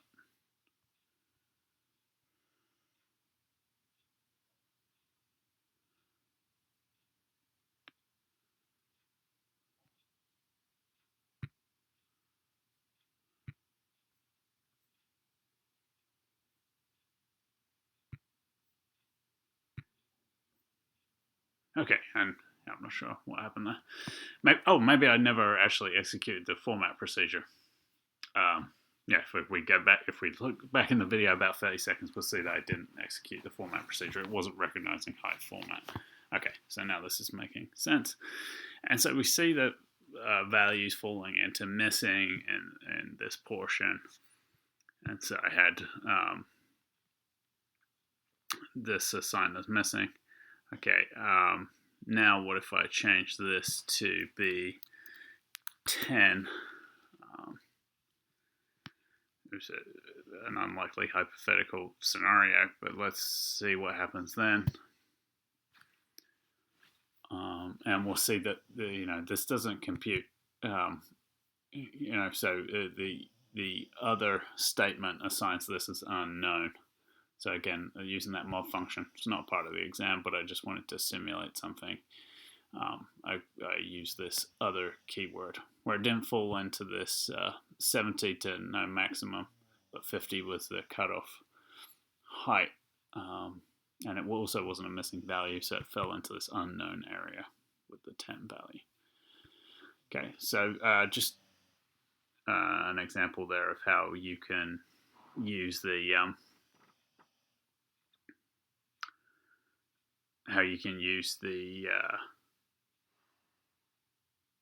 other keyword to assign a label to a value that's not explicitly specified. Okay, cool. Next, we're going to be moving on to the last and final section, which is importing and exporting non-SAS files.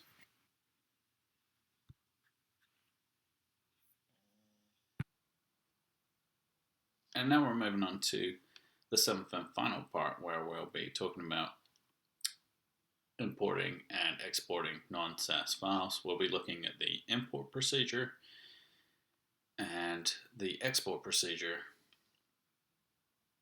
and looking at how we can use live name statements to output directly to Excel files, and also we'll touch on using SAS ODS specifically to write a PDF or RTF, kind of like a Word document report, and also generating CSV and Excel files directly from ODS.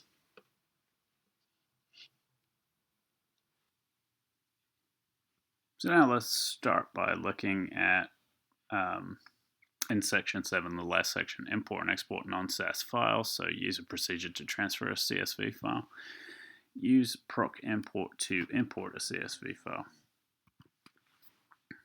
Well, I'm actually going to start with the next part, which would be using proc export to export a CSV file, just in case, if you don't have to do the import, you need a CSV file, and I can create one using proc export. So I'll go proc export, and again, there are a myriad of options and statements you can use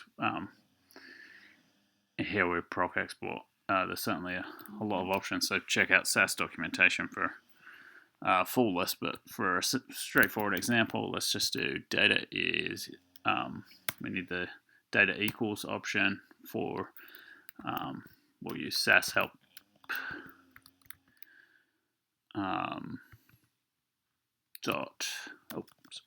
SAS help dot baseball,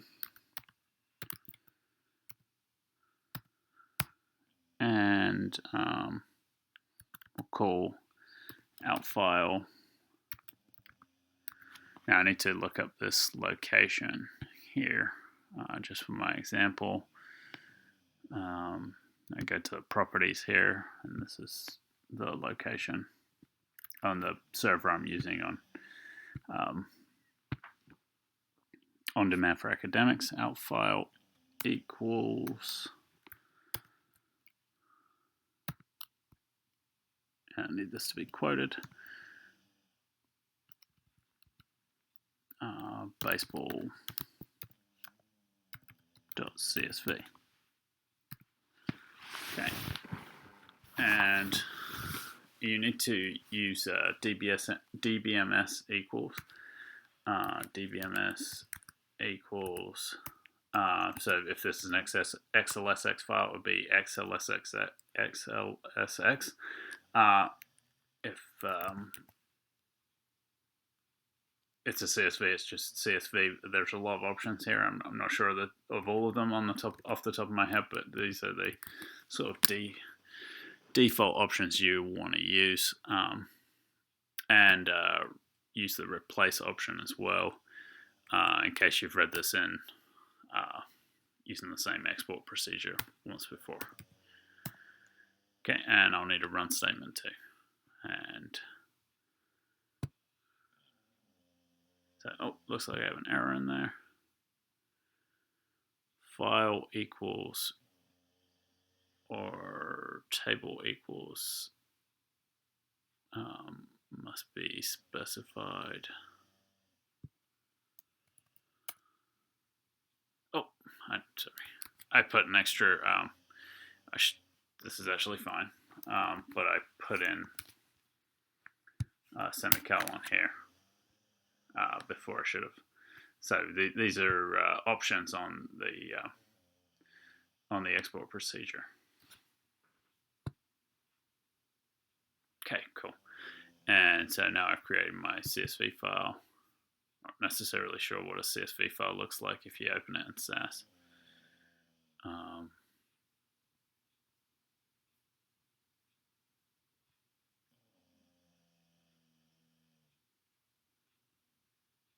But it also, SAS Studio will generate the code that I would need to import this file, which is what we'll do next. But if you have some sort of text editor, you can download this and then look at it.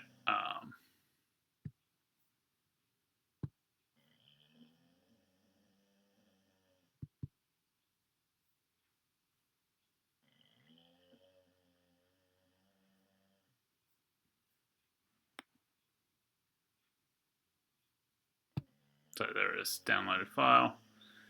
If I want to look at it,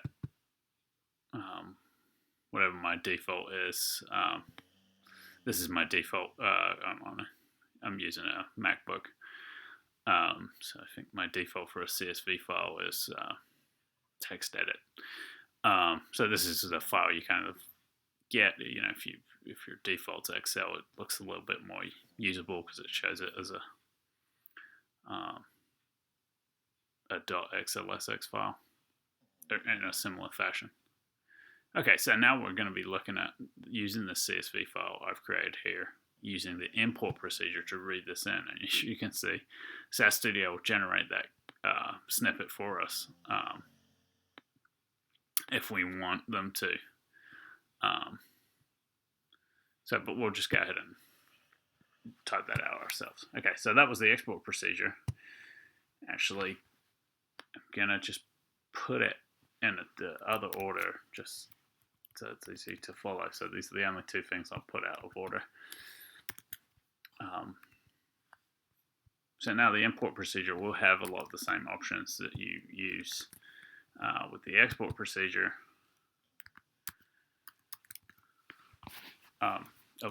Import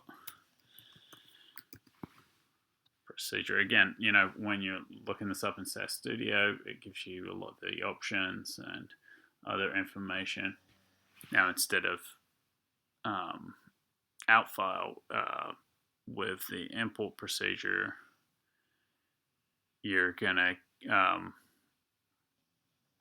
want to use data file. So that's where you're reading from. and there's an important option here when you're reading in as well. A couple of important options. So first one would be out equals. This is what you want your data set to be written out to. I'm going to use a work library data set called my imported CSV data. It's a very long data set name. But that works, my imported CSV data. So that will show up in the libraries here under work. DBMS equals CSV, just the same as the proc export. Want the replace option on. But now a final important one is get names equals yes. And why am I choosing that option? Actually, sorry, that'll be its own statement. That'll be the get name statement. And I want to use the get name statement because that means that the first row is or row 0 if you zero, and if you're thinking about a 0 index file, will be the names of the variables or the names of the columns, which is the case because that would be the default on our export. So let's go ahead and import this. And got 2 errors. Syntax error. Oh, yeah, I left some. Yes, we do not want to leave that. So I left something in there from my export since I just copied over. Yeah, we want to start with data file equals. There's no data equals. So cool. And our log looks good now. All right. And our outputted data looks very much the same. You might find some decisions are made on some of these in terms of the formatting that were different from what SAS-help.baseball looks like. For example, what are we looking at here? Team name. You have like a label in SAS-help.baseball, but this data set I just read in my work library.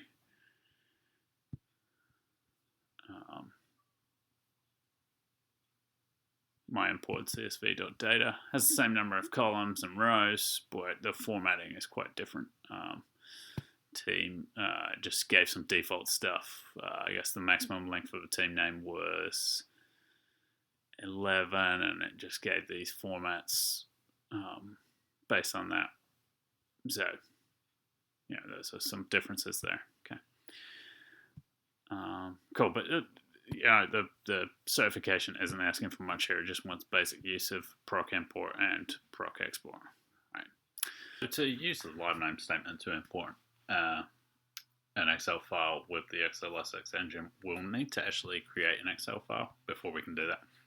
I'm just going to use this proc export code up here and adjust it to be XLSX output. So this should do it. Oh no, just put a note here saying used for demonstration only. This wasn't one of the sub bullets on the exam, so we'll just put that there. Alright, and just using the same options we use for the CSV file. And cool. So we have, if we went up to, our server file and folders, now you see a baseball.xlsx file as well. Cool. Alright, so now, live name statement, live name,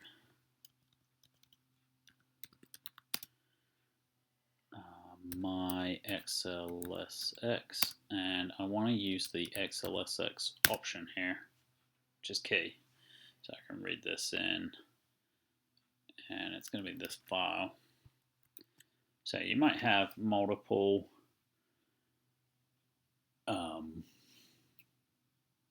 sheets inside this workbook. So they would show up as data sets. Let's take a look at what this looks like.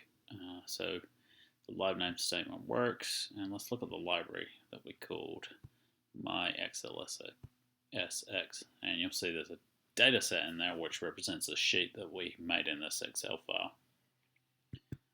And again, it's that baseball data set. Although the formats will not be consistent with what we're used to in the SAS help .baseball, because proc export made decisions, and also when we read it in this way via the live name, similar decisions are made as were in proc export. So let's close some of these things. All right, so yeah, when we want to access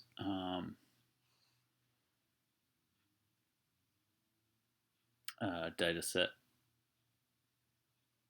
like this via the data step, we do data my XLSX dot. So now we're going to be writing to it class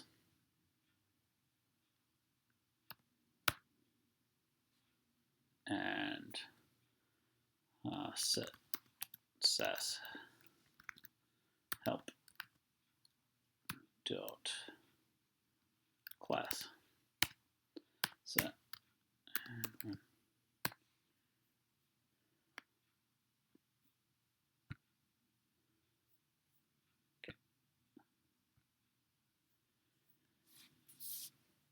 So we've actually written to, and let's look at the log here, and let's look at our server files.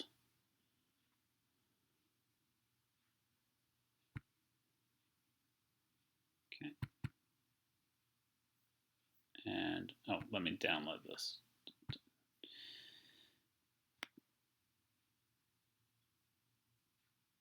So download file is here.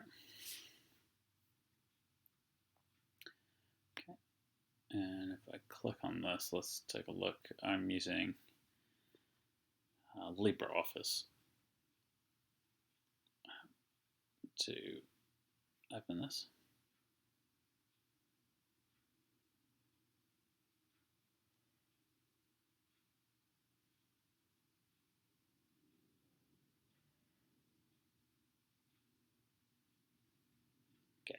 Okay, so remember we had the baseball data set. The data set, the workbook is also called baseball, and the sheet is called baseball. But I added this class tab here in the XLSX file, and so that's kind of what we're getting at here. I had to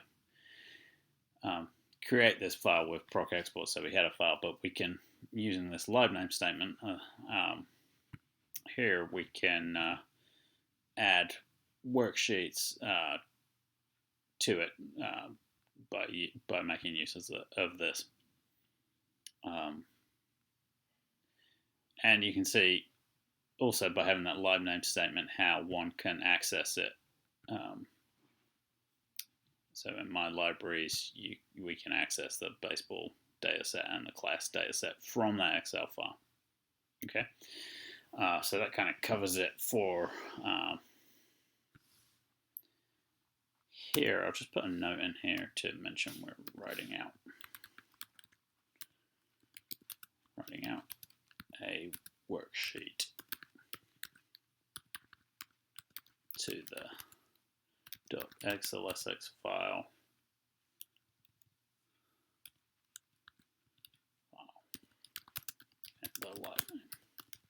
and the live name statement. Just add that note in there. Okay, all right. So now let's move on to talking about also, if you can add in with any live name, you could add this in if you wanted to get rid of it for some reason. I haven't mentioned this, but you could add that in your code. just throw that in here. Clears the live name if you want to.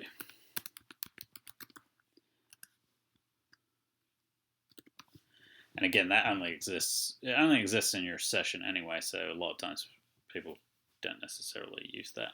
But just in case you do, there it is. All right, so save a data set. So we saved a data set as a new sheet in Excel file. And now let's take a look at the using destinations of PDF.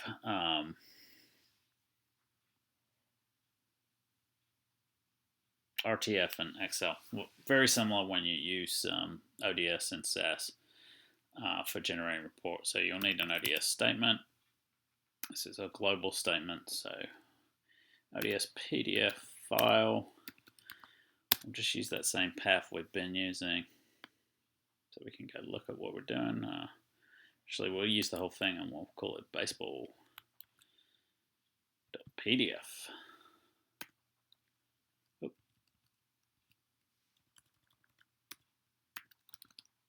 Okay, and you can do a lot of things here. So you can add in a style. We'll just leave it that way. And I'll only take a subset of, I'm going to use the print procedure here. Print data equals, and we'll use baseball. Earlier I took a subset of the baseball data set. Right here, using the keep equals option, and I'll do the same here.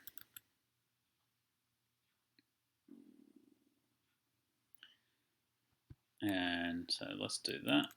And I'm also I'll just go ahead and take the top 5 rows, and I can do that, remember, using the obs equals 5 option. They came up earlier, I think in section 2 or 3.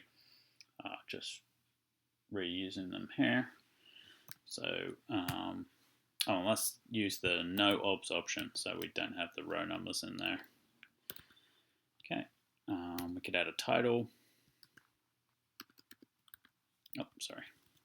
Title statement.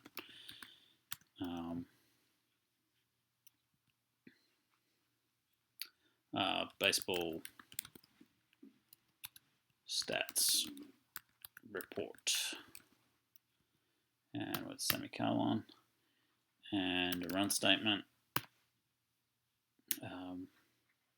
And then when we're closing the ODS, we'll close with explicitly closing it, so ODS PDF close. Okay, and let's take a look at what that looks like.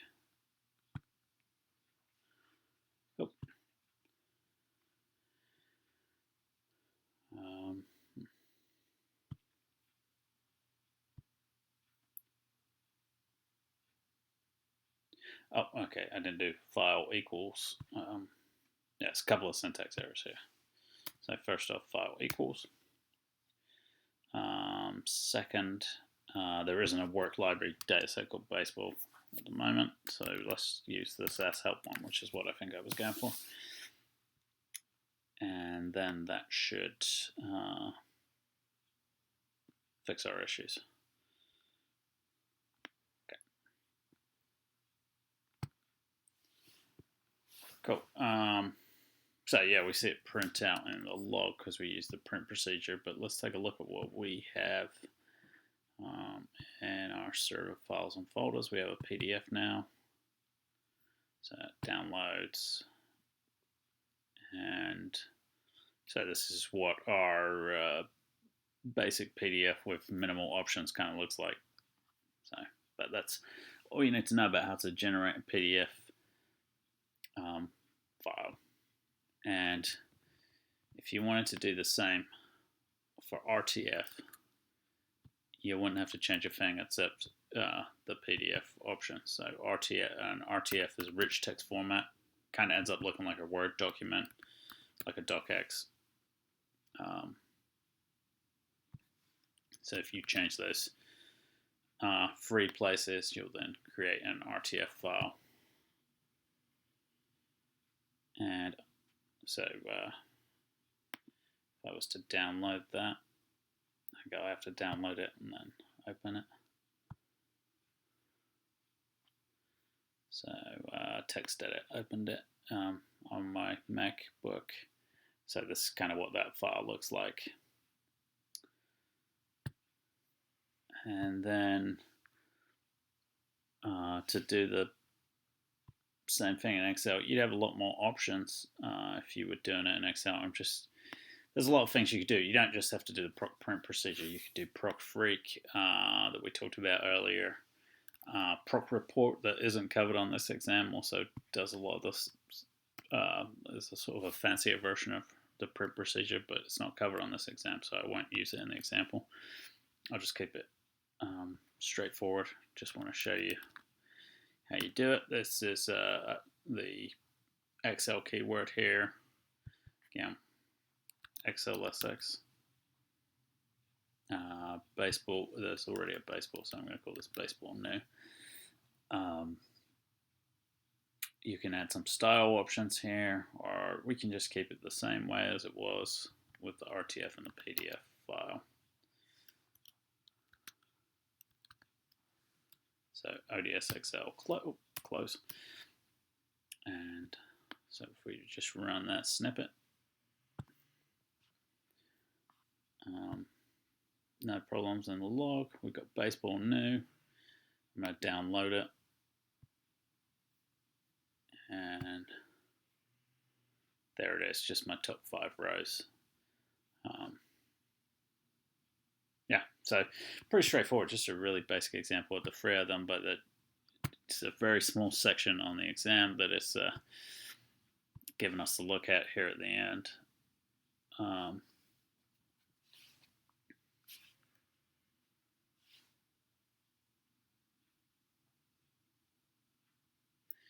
And, oh, yeah, so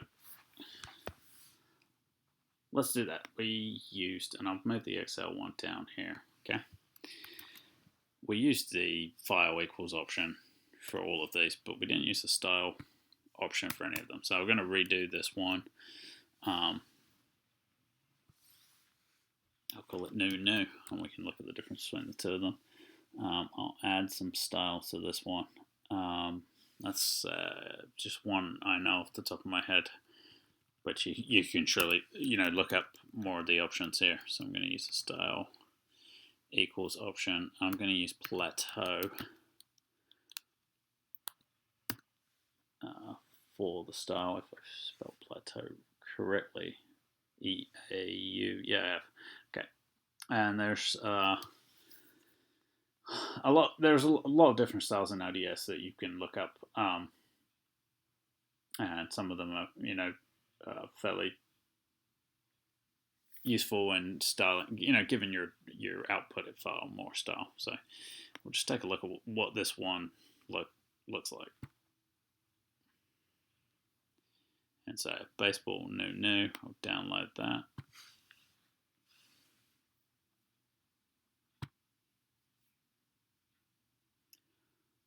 Cool, and there it is. You see I have sort of not the default SAS style, it's grey.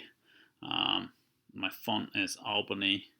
What was new looking like? Yes, it had this blue text. Still the same font, but yeah, just a different style. And different font size, I believe. Yeah, so 8.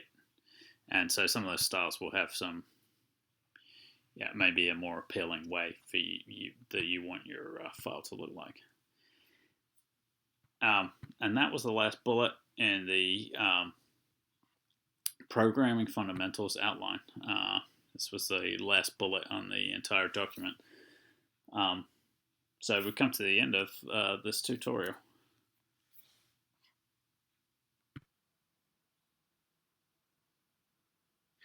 Thanks for watching this entire tutorial on the Pat Long Codes YouTube channel. Phil, please like, this video and subscribe to my channel if you haven't already. Also, all the resources are linked in the description below. That includes the full code that was, all the code that was used in this tutorial, the SAS 9.4 Fundamentals Exam Content Guide from SAS that we followed in this tutorial, and also the link to SAS Studio Access for SAS On Demand for Academics. Again, all you have to do is click that link and sign up for a free account using your email address. It should only take a couple of minutes. They'll send you the confirmation email and you can get started using the tool that I use. And I also put the link to 2 other SAS program certification videos I made. The first one would be a series I made back in 2020, although the content guide for that hasn't changed any, and that's for the SAS Certified Specialist Based Programming using 9.4. It's kind of the certification after the Programming Fundamentals exam. And then I also made a video last year on the Advanced Programming in SAS 9.4 certification, and that is also linked in the description below. Again, thanks for watching, and see you in the next video.